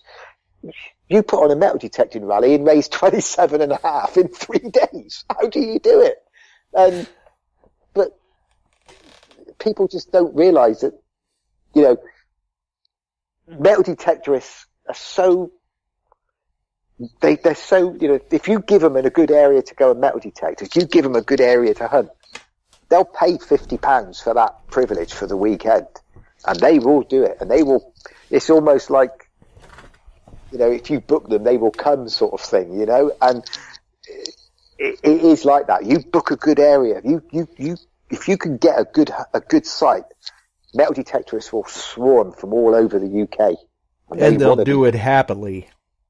Yeah, you know, and that's what I've explained to them. You know, we could get 500 people over a weekend easy, paying 50 quid a head.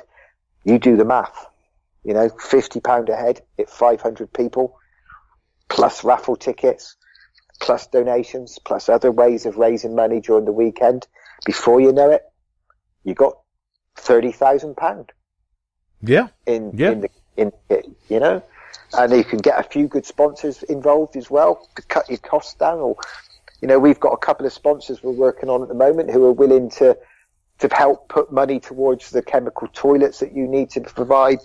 You know, it's like I touched on earlier. People don't realise, Josh, how much work goes into organising a 3-day event like that. You know, it's huge. Right. A lot of work's involved. It's not just a question of booking a field. There you go, guys. Go and enjoy yourself. It's a lot more complicated than that, you know. Yeah, it's not like just going, hey, you know what? Let's do an event and let's do it next weekend. No, there's months and months of planning and organizing and everything else that goes into it, even before the event. So a lot of times, for many people out there, they show up at an event. They're there for a day or 3 days, and they go home and they say, "Oh yeah, we had a great time," and they don't even realize the scale of things, of the time and effort and energy that goes into the 3 days or 1 day or whatever that they got to come and participate in and be a part of and enjoy.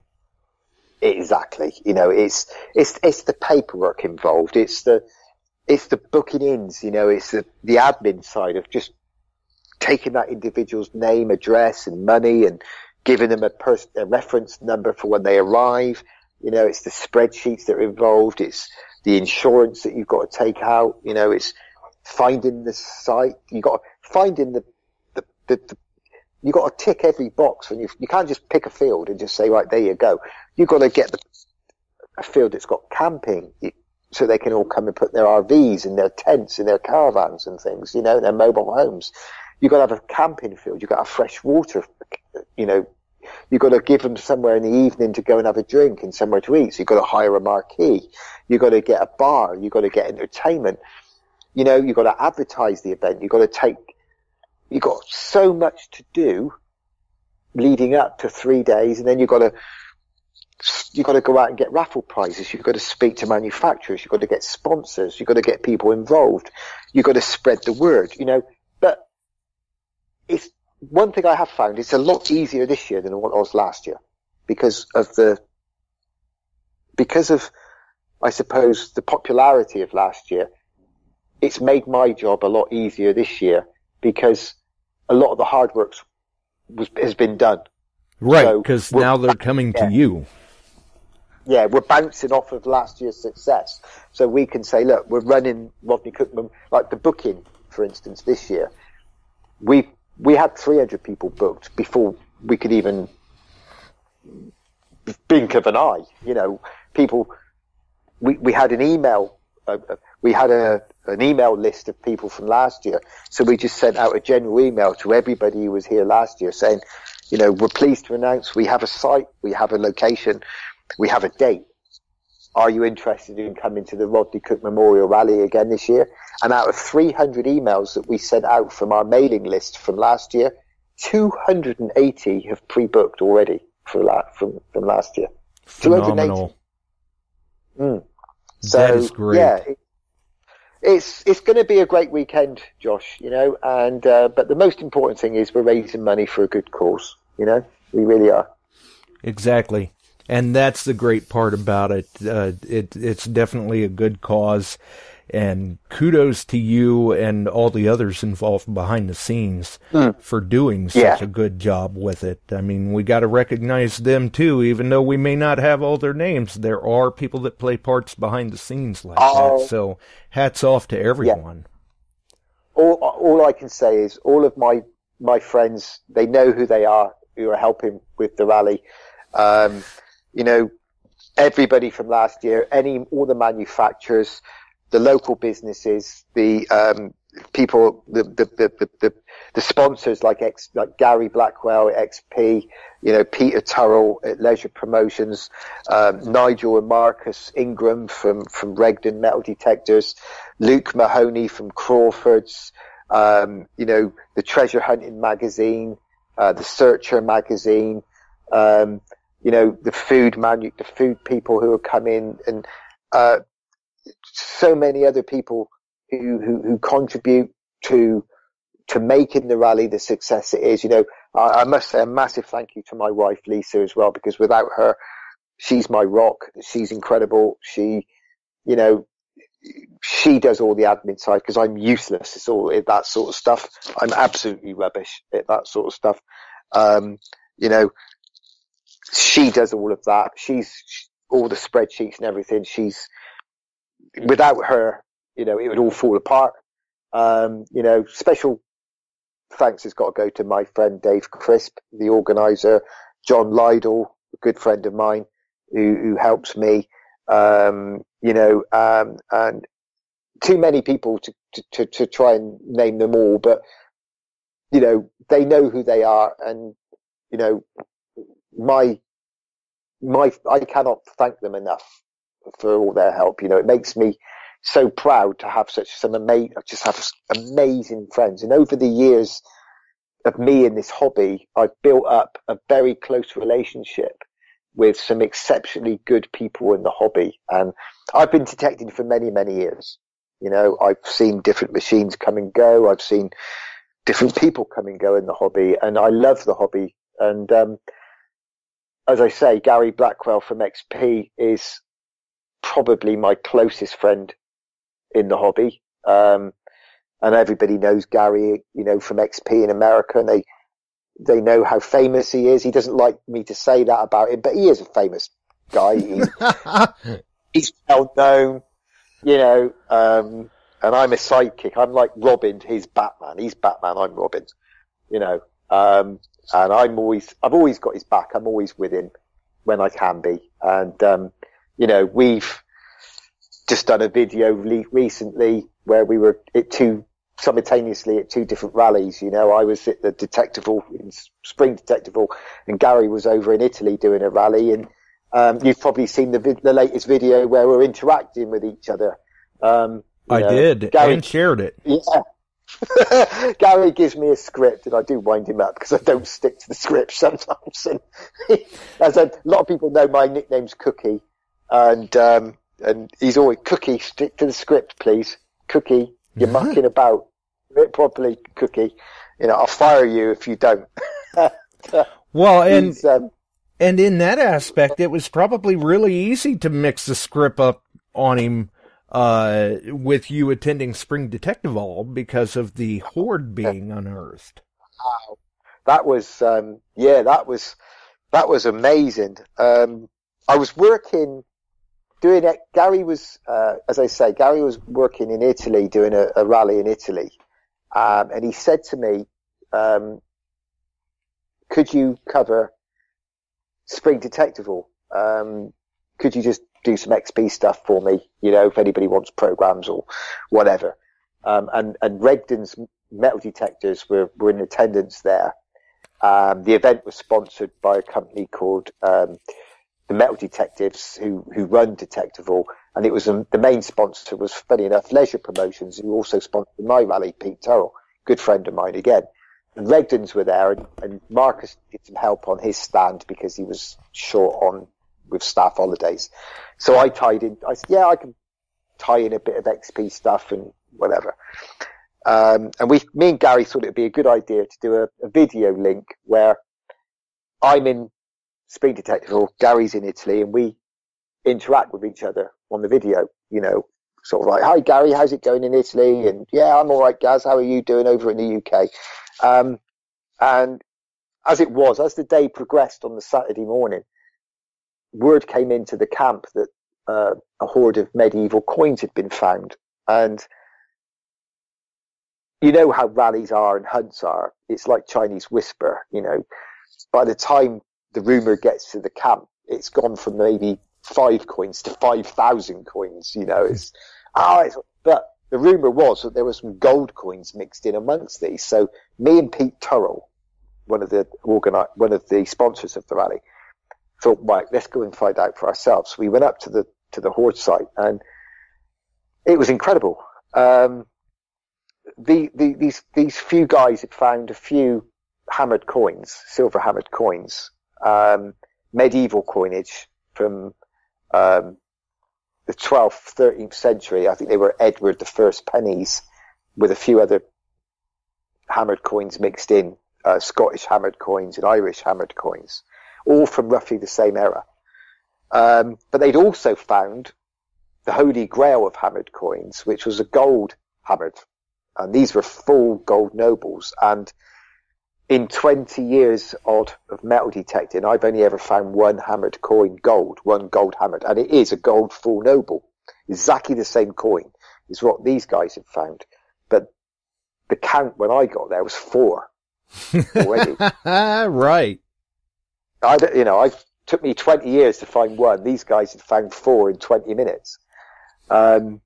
So I was thinking, wow, you know, this is something special. So I got the camera out, started doing some video and footage, and started chatting to people.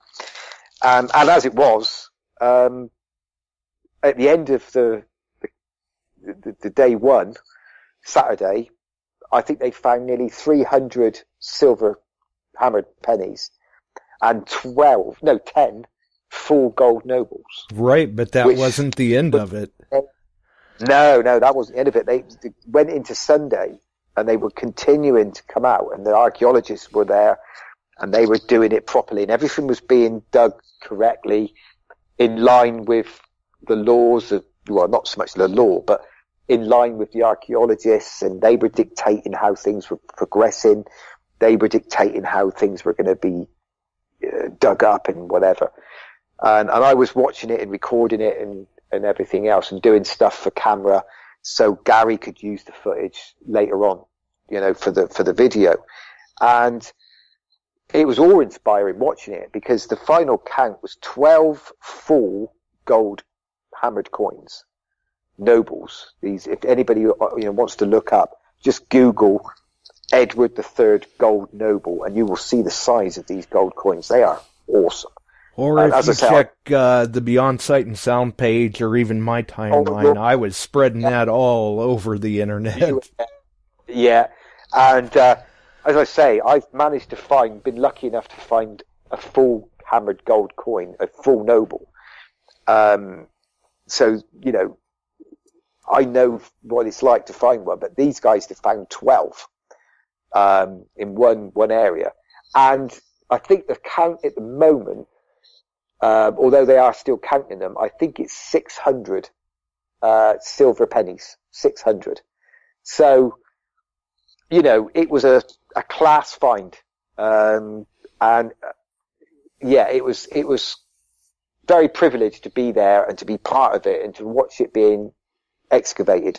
And I've been very lucky over the years. You know, I've got to see lots of things get found, and I've seen Roman coins being dug out of the ground, and I've even been privileged to see a Roman hoard be excavated, but this was something else, this was a hammered hoard, and it was amazing. And I think the only thing I've seen, that was probably beats it, to be fair, was a friend of mine, Dave Crisp, who's actually one of the main organisers of the Rodney Cook hunt. He is, he has the honour of finding the largest single hoard of Roman coins ever found in the UK. He found the largest single pot of Roman coins ever found. He found a clay pot that contained nearly 53,000 Roman coins. Wow. That was wow. It was that's a lot of coins. If you want to Google, Josh, and have a read, just Google the Froome Hoard, and that's Frome, the Froome Hoard, and it's it was made in 2010, I think it was now, by a man called Dave Crisp, and he's a very good close friend of mine. He's a fellow organizer of the hunt, Rodney Cook hunt, and he found this pot, and as I say, inside it was just over 52,000 coins of Roman coins. And that was amazing. Huge pot of Roman coins I've ever seen. Amazing to find. Absolutely phenomenal. Yeah. That hoard that I've seen probably has got the edge over the hammered, this one at Detectival was an incredible, because there was 12 gold coins mixed in amongst of it, which always hammered gold as well, which is really, right. 12 really gold rare. nobles. Yeah. And who knows, there might be still more out there, they might not have got them all out. There's a chance that I would say they pretty much did it very, very thoroughly, very, very thoroughly. So, I would say probably they've got, there might be a couple left, I don't know, but that's for future excavation. But I think they pretty much got the most of them out of the ground. And it was an amazing experience, to see and to watch and to hold. I actually held them all in my hand, 12 gold coins. And, that is just, yeah. Yeah, that's an experience in its own for sure. And with protocol that goes on in things of this nature, I'm sure we'll be hearing more about this in months to come. Because exactly. I'm sure that that's probably going to be declared treasure, and there's going to be some funds issued and things of that nature. Oh, yeah, it's 100% treasure, because it complies to the treasure laws. You only have to find 2 silver or precious coins that contains 10% precious metal together to be classed as a hoard, which means it's treasure. So yeah, I think we've got that very well covered. Yes, without a shadow of a doubt. So it's 100% it's going to be treasure.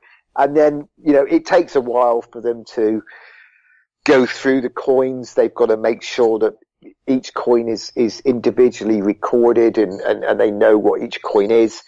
Right. They then will have to, once they know the coinage and what they're dealing with and how many they are exactly, they will then have to value it.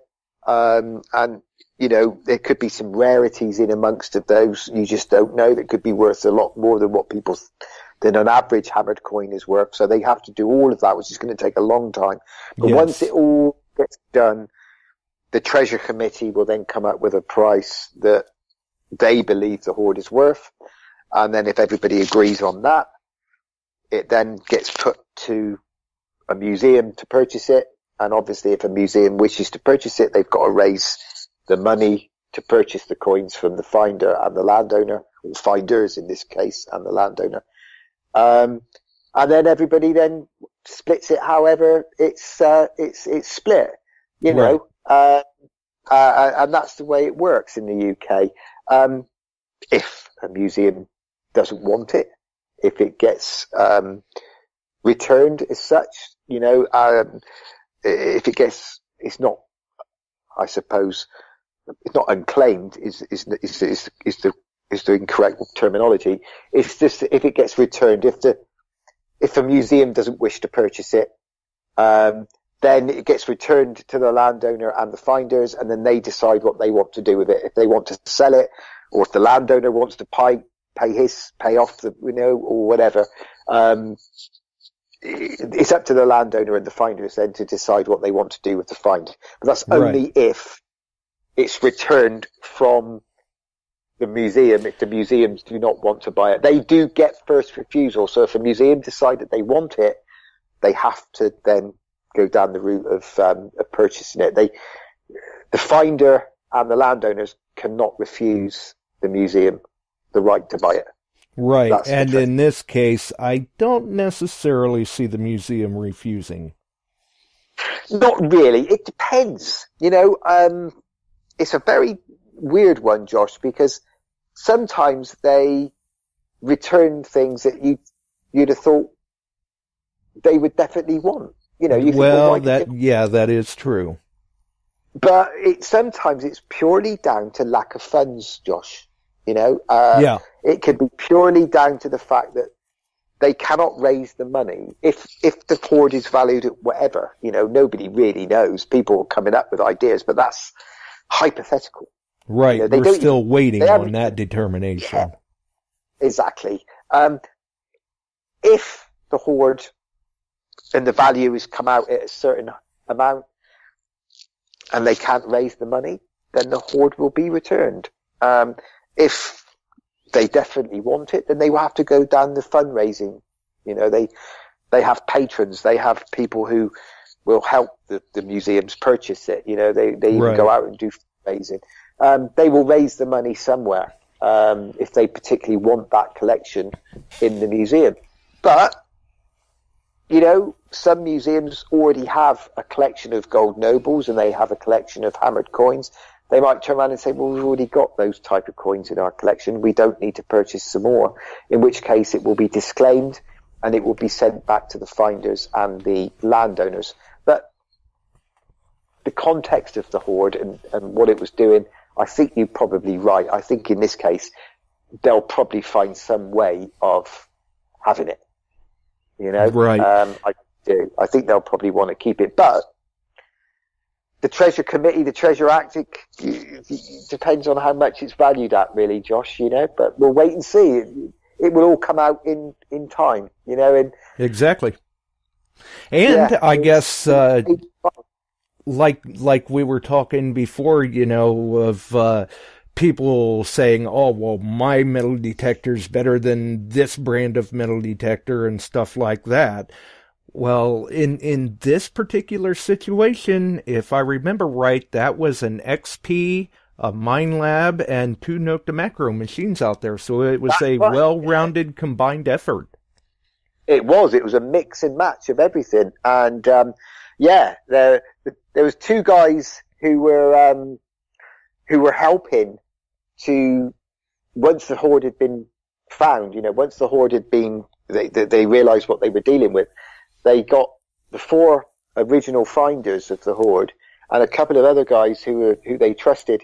Once they cornered off the area, they said, right, okay, guys, go off and look for stragglers, look for coins, and these 2 guys were using daises. One of the original finders had found a dais, and these other 2 guys were using daises. And as an XP connection myself, I was noticing that the daises were having more luck with finding the stragglers than some of the other machines. But that might just purely be down to, they were walking in the right place at the right time. And right, getting your coil over it. Yeah, it might not have been down to, but as I say, it was a mix of different machines, different users, and it was good to see, and it was, none of this, it was found with one of these machines, so this machine must be the best, and that's what makes me laugh about some of the Facebook forums. I see it all the time, and I choose I choose not to respond to those sort of remarks and comments, because they're made by people who, if I'm being brutally honest, they don't know nothing about they don't really know anything about metal detecting. You know, if I'm being brutally honest with that Hoard, any metal detector would have found it if they'd walked over it, you know, because it was a scattered hoard of coins. So eventually somebody would have found at least one of them. Yeah. And it doesn't matter what machine you were using, you know, it would have picked it up. And right. You see it sometimes. You see it all over the forums. You know, this machine found this particular coin, or found this. Oh, this machine must be the best. And you think, no, it is. Metal detecting nowadays, most machines that you purchase for anywhere over £500 or £600, you are getting an exceptionally good machine for your money. And metal detecting is, a lot of it is luck. And I honestly believe that. Yes, you've got to be good at what you're doing. And we've spoken earlier about listening to tones and making life easier for yourself. But I would probably say 70% of metal detecting is whether you turn left or right. And that's pure and simple. There you go. Yeah. Yeah. And I got to say, I mean, when I heard of the news coming out at Detectival, when I found out about it, I was quite pleased myself to hear that, because it was a group of people, a mix of detectors. It's like, okay, so everybody kind of got to play a part, so that we're not going to hear none of this, oh, this is the best, or anything like that. Mm. It was a refreshing change. Yeah, and, you know, I've been to rallies where you've got manufacturers with test beds, and they set these test beds up, and they say, they challenge people to bring their metal detector over and try out their test bed, and you know, come and have a go on our test bed, and we'll prove that our metal detector is better than your detector that you're particularly using. And I think to myself, you know what, if you want to go on that test bed with your metal detector and be made a fool of, you crack on. Because what people don't realize, and I might probably get shot down in flames by people hearing this, but I honestly believe that if you're setting up a test bed, the first thing you do when you set that test bed up is you know exactly the depth of every coin or artifact that you bury in that test bed. It's disturbed soil, so you know where that coin is in that particular area. You know the depth of that coin. You know the angle of that coin. You know the size of the coin. You set your machine up to find every single one of the coins that you've pre-buried. You then invite people to come along with their machines set up in their setup to try out the test bed. They don't know where the coin is in that particular area of the test bed. They don't know what type of coin it is. They don't know the depth of that coin. They don't know the angle that that coin is buried. So of course they're going to have varied amounts of success. And then the people say, well, look at this machine. This machine gets every one. Look. That's because the person who set the test bed up knows exactly where the coins are. They know what they are, and they know exactly how deep they are, so they can set their machine up to find every one. So these poor mugs who are coming along and having a go with their machines can't find particular ones on it. Our machine can, look. Yeah, but okay, fine. You tell me what the coin is, the size of it, and how it is, and I'll set my machine up, and I can guarantee you I'll find it. But people don't, and they get suckered into this new machine must be amazing because it's finding every one of these coins on the test bed, and my machine can't find half of them. No, because your machine isn't set up the correct way to find those ones. And I always say, do you know what your best test bed is? Your best test bed is the field itself. Exactly. I tell people on the show many, many times that I understand the concept of the test garden. I realize that a lot of people put a lot of faith in it and all of that, but realistically, you can wave your coil over that test garden all day long and be happy with the results you're getting, but nothing beats real in-field scenario and experience.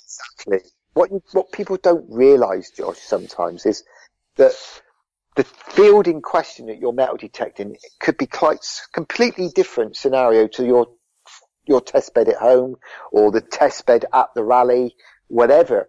The test beds at home and at the rallies, you've disturbed the soil, you've reburied the coin is in disturbed ground. Yes, I know some of the fields have been turned over with the plough and everything, but the real test is out there in the field, and it's how good your machine performs in the field. You might set your machine up to find a particular coin in your test bed at a certain depth, at a certain angle in the ground or on edge or something. You take your machine out into a field 150 miles away, and your machine can perform completely different. Absolutely. And I always say to people, I test my machine out in the field. And Yep. I like to look for coins that are in undisturbed ground. It's ground that's the coin's been lying there for centuries or for 50 years or 100 years. That's how I will then test my machine. Yes, I completely agree with you. The test beds do give you a chance to find, and get your machine set up. And I always use a comparison. If you're a hunter and you're shooting and you want to zero in your gun, you go on an indoor shooting range and you have a set target 150 yards away, and you zero in your rifle to 150 yards target. So you know that at 150 yards, you can zero in your rifle. But if you go out into the field and hunt, and there's a rabbit or there's a fox or whatever you're shooting 150 yards away, you can't take into account wind Right. and atmospheric conditions. You've based everything on a perfect situation and scenario, and once you get out into the field, you realize there are variables that are introduced. Exactly, and you're zeroing in your rifle to a windless internal situation, but when you get out into the field, you suddenly realize, like you said, there's different variables. There's wind, there's weather conditions, there's atmospheric conditions. All these things can change that scenario so that if you pull that trigger, you miss your target. And it's the same situation with metal detecting. You can zero in your metal detector to find your target in your test bed, because you know in your test bed that coin is 7 inches down. It's on edge. It's a silver coin. It's a certain size. It's not next to any iron. It's bang on. But if you get out in the field and you find a coin 6 inches down, 4 inches down, like your test bed, but it's next to a piece of iron, or it's in an air pocket, or there's pockets of air above it, it's completely different kettle of fish. So right, different moisture elements, different mineralization. Yeah, everything changes, and it does make me laugh, And don't get me wrong, the test beds at the rallies that I see, they're entertainment, and if people get sucked in to believe that the machines that are being used on the test beds are better than the machines that the people are using, purely because their machines that seem to struggle on the test beds, they don't understand the real aspect of metal detecting when you're out in the field, because the test beds, to people who have created the test beds, are easy because they know where everything is. It's almost as if you know what the answers are to your test paper when you go into an exam, you know that you've got 15 questions and you know the answer to every question. When you go into your test exam, you're going to pass with flying colours because you know the answer to every single question. But if you've got 15 targets on a test bed and you know exactly where they are and exactly how deep they are and exactly what coinage they are and what type of coin they are and what they're made of, you know that you can zero in your machine to find every target. Right, you're going to be more successful than the person that doesn't know. Exactly. If you come into that test arena not knowing where any of those targets are, and if you go in to do your exam and you don't know the answer to any of your 15 questions on that test paper, you might get 10 out of 15 right. You're not going to get all 15. And it's the same with the test bed. You might find 10 targets out of 15, and you might miss 5.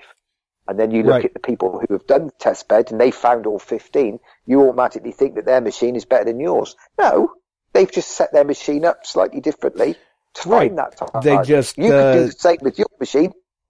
Yeah, they may have just had a leg up on it. That's right. If you are given time and you're given all the variables that you require, so they give you all of the information that you need, that you can find that coin, then you can set your machine up and find that coin if you know what you're doing with your machine. Now, to be fair, on some of the test beds, they might say, this is a cut quarter buried at 4 inches to give you a fighting chance. But I still don't think that the test beds are a fair reflection and prove that one machine is better than another. I think it's a lot to do with the user of that machine, whether they know that they can set their machine up in a certain way. And I get it all the time. I get challenged at rallies sometimes by people coming up to me saying, come on, Cookie, come and show us how good you are. Come and have a go on our test bed and prove to me that you know your dais inside out and your dais is better than my machine. And I always decline. I say, no, thank you. I prefer to test my machine out in the field. I don't need a test bed to tell me that my machine is good or bad.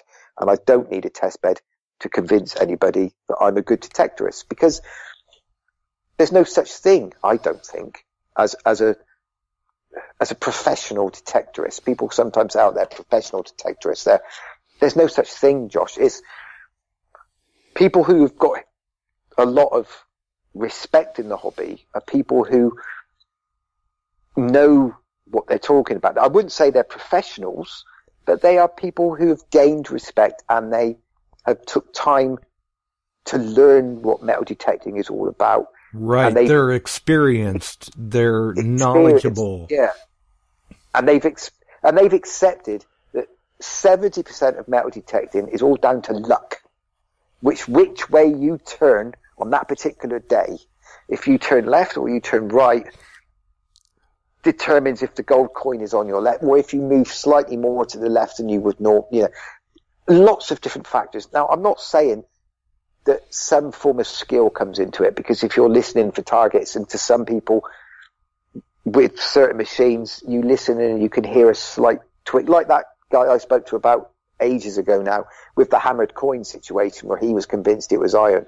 Yeah, absolutely. With the proper skill set, you are better prepared to be more successful. Exactly. And research as well. Research the land. Give yourself a fighting chance. It's like I said before, I like every single variable and I like all the odds to be in my favor if I can. And what I mean by that is I like to set my machine up to a certain way on the field. If I look at a field and I do some field walking, do my history on the fields that I'm going to be in, do a bit of research on the internet, look at maybe old trackways that used to be in the field, old walkways. Are there any old settlements nearby? Is there any Roman villas or in the past or anything marked on old maps?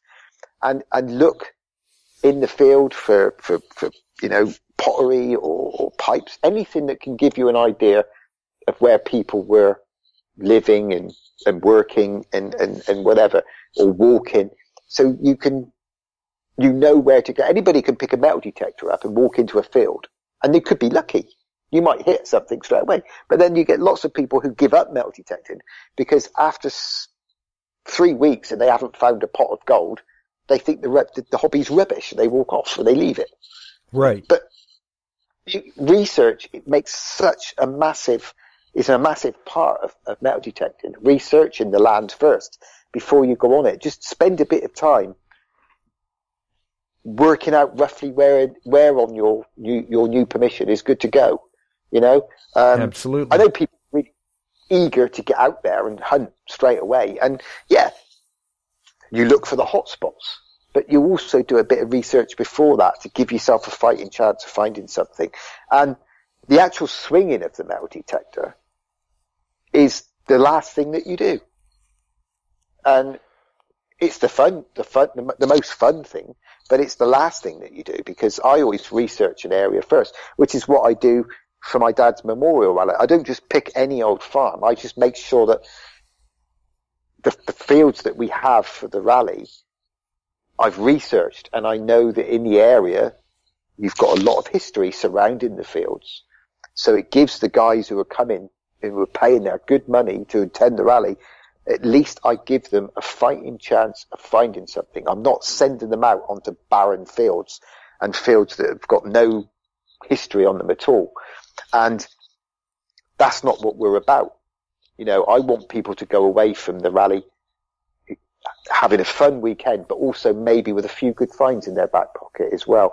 And that's what I mean by doing your research on the land first, and just giving yourself more of a chance of finding things. And I think a lot of it has been lost in the hobby now. The hobby is becoming, over here especially, with the onset of social media and Facebook, and don't get me wrong, there's a place for social media. Social media can be a really good thing, but on top, it could also be an exceptionally bad thing. And right. I think there's a lot of good in social media, but there's also a lot of bad. And I think with the onset of social media, the hobby is becoming more and more commercialized and I suppose political, and a lot of our machine's better than your machines, or you're an idiot for using that machine, or what the hell are you doing using that machine? You must be, an idiot to use that when there's this machine out which is far, far better. Right. Don't waste your time with that one. It's a hobby, Josh. That's all it is. Metal detecting is a hobby. Yes, it's a business to certain people, but for 99.9% of us, it's a hobby. And that's all it is. And that's right. Does it matter what machine you use? As long as you're enjoying your hobby and you're having fun and your love of history is coming out in the finds that you make, that's what it's all about, isn't it? At the end of the day. Really? Absolutely. In the end of it, you have to find what works for you and be happy with it. Take your time. Exactly.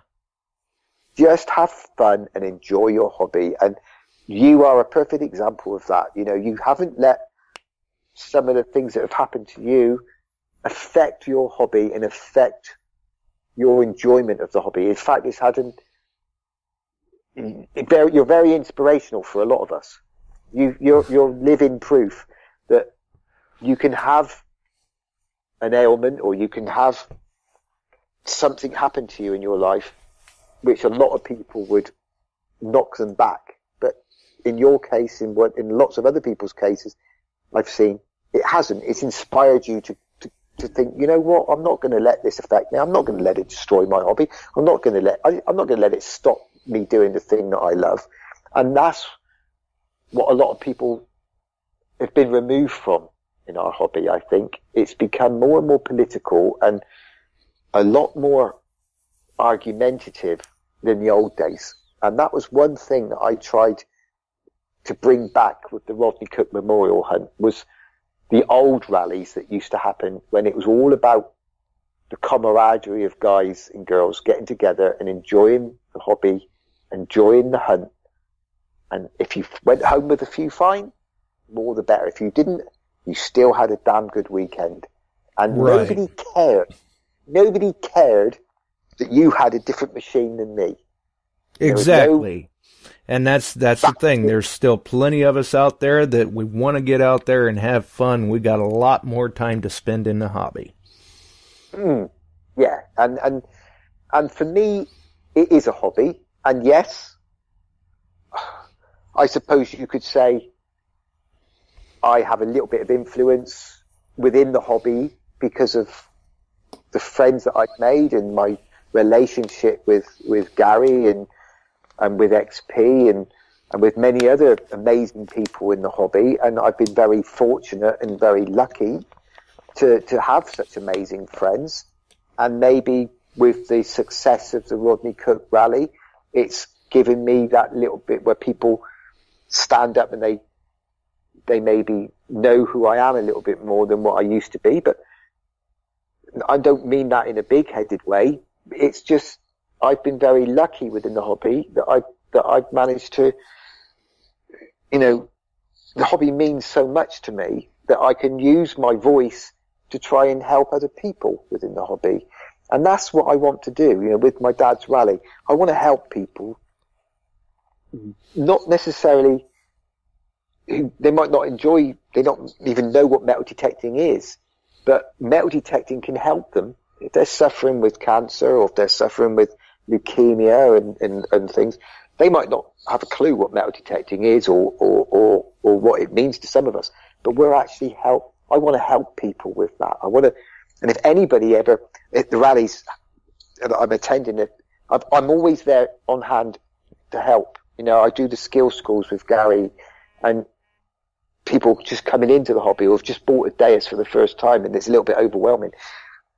I love to try and help people out and make their detecting experience that much more enjoyable instead of getting stressed with it. I don't know how to program my headphones. I can't get my MI6 pinpointer to work, and they're struggling. You can see them, they're there and they should be out in the field metal detecting, but they're struggling like mad because they can't get their MI6 paired up with their machine, or they pressed the wrong button or whatever.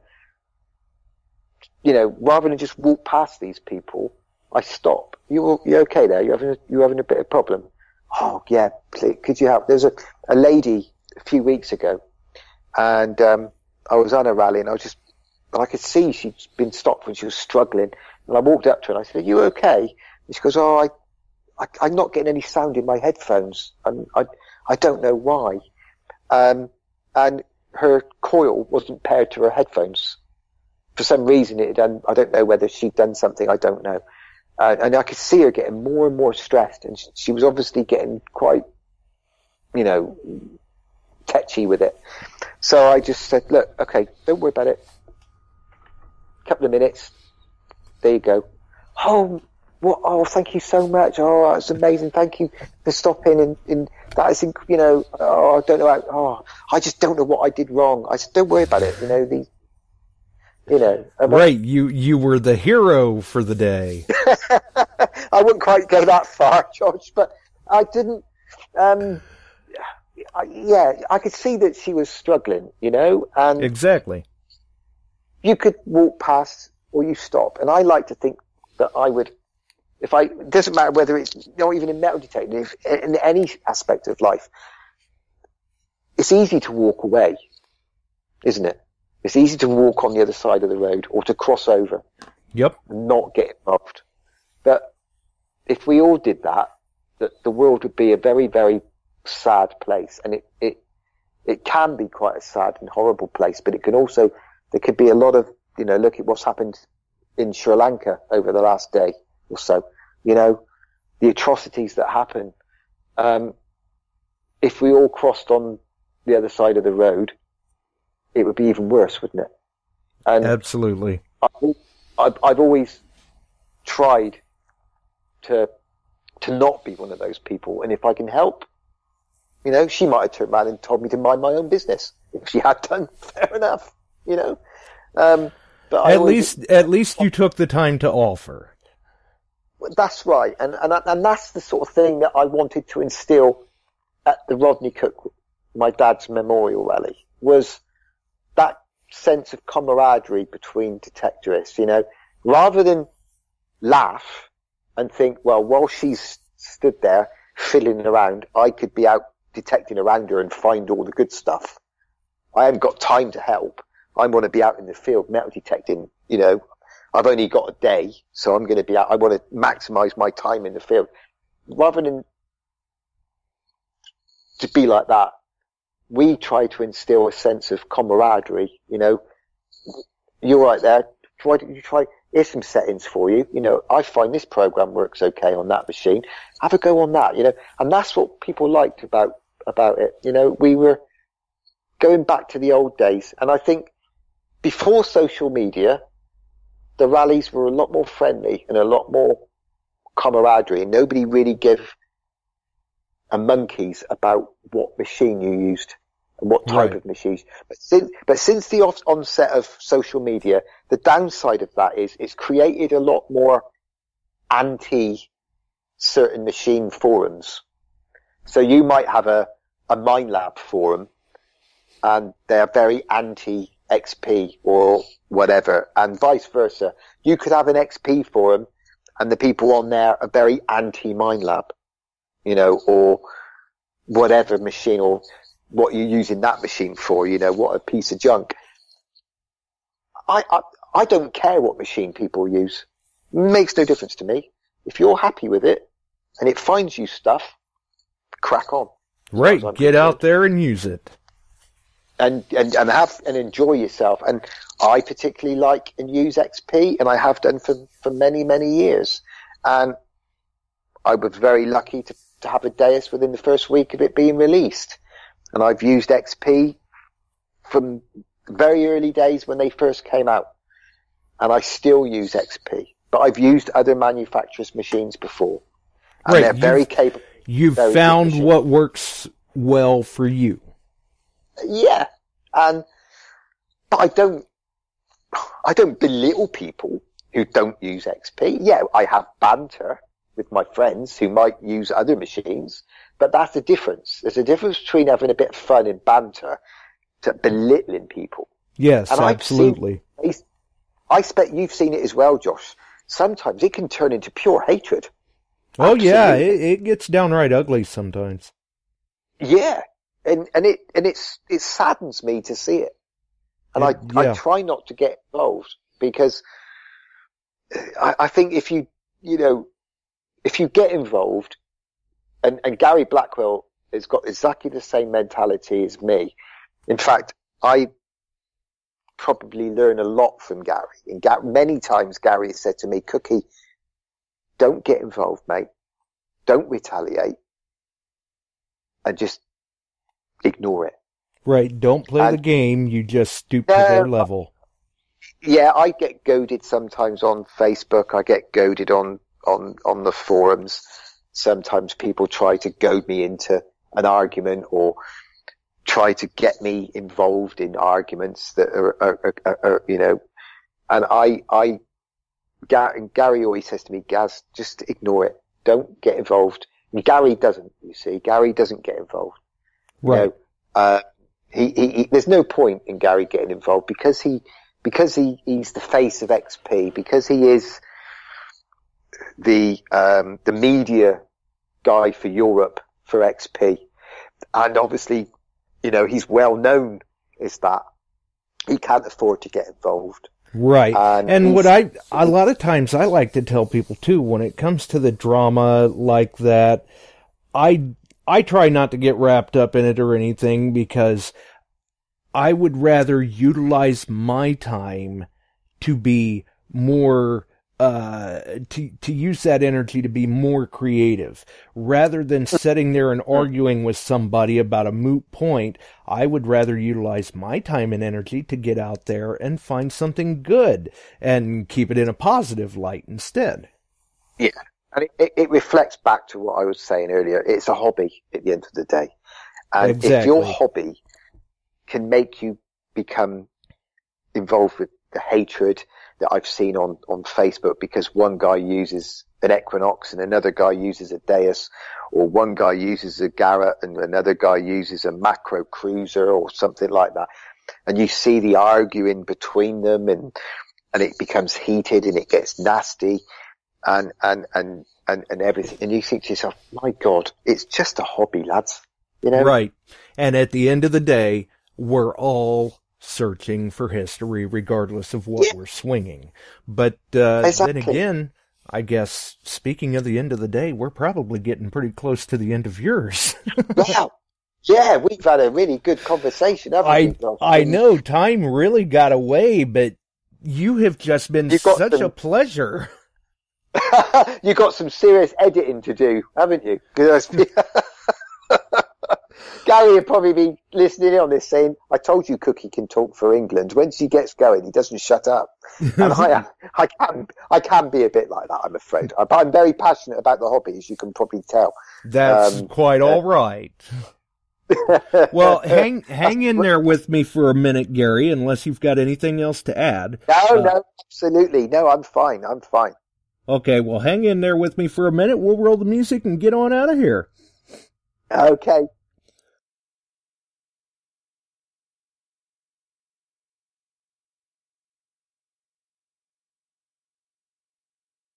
All right, so that was Gary Cook. Definitely a pleasure speaking with him. We did let time kind of get away from us, but hey, when the conversation's rolling like that, I was just absolutely thoroughly enjoying myself. So for everyone else, if you enjoyed the show, make sure and hit the like, follow us, and check out those links in the description. We'll see everyone else on the pages. Have a wonderful evening.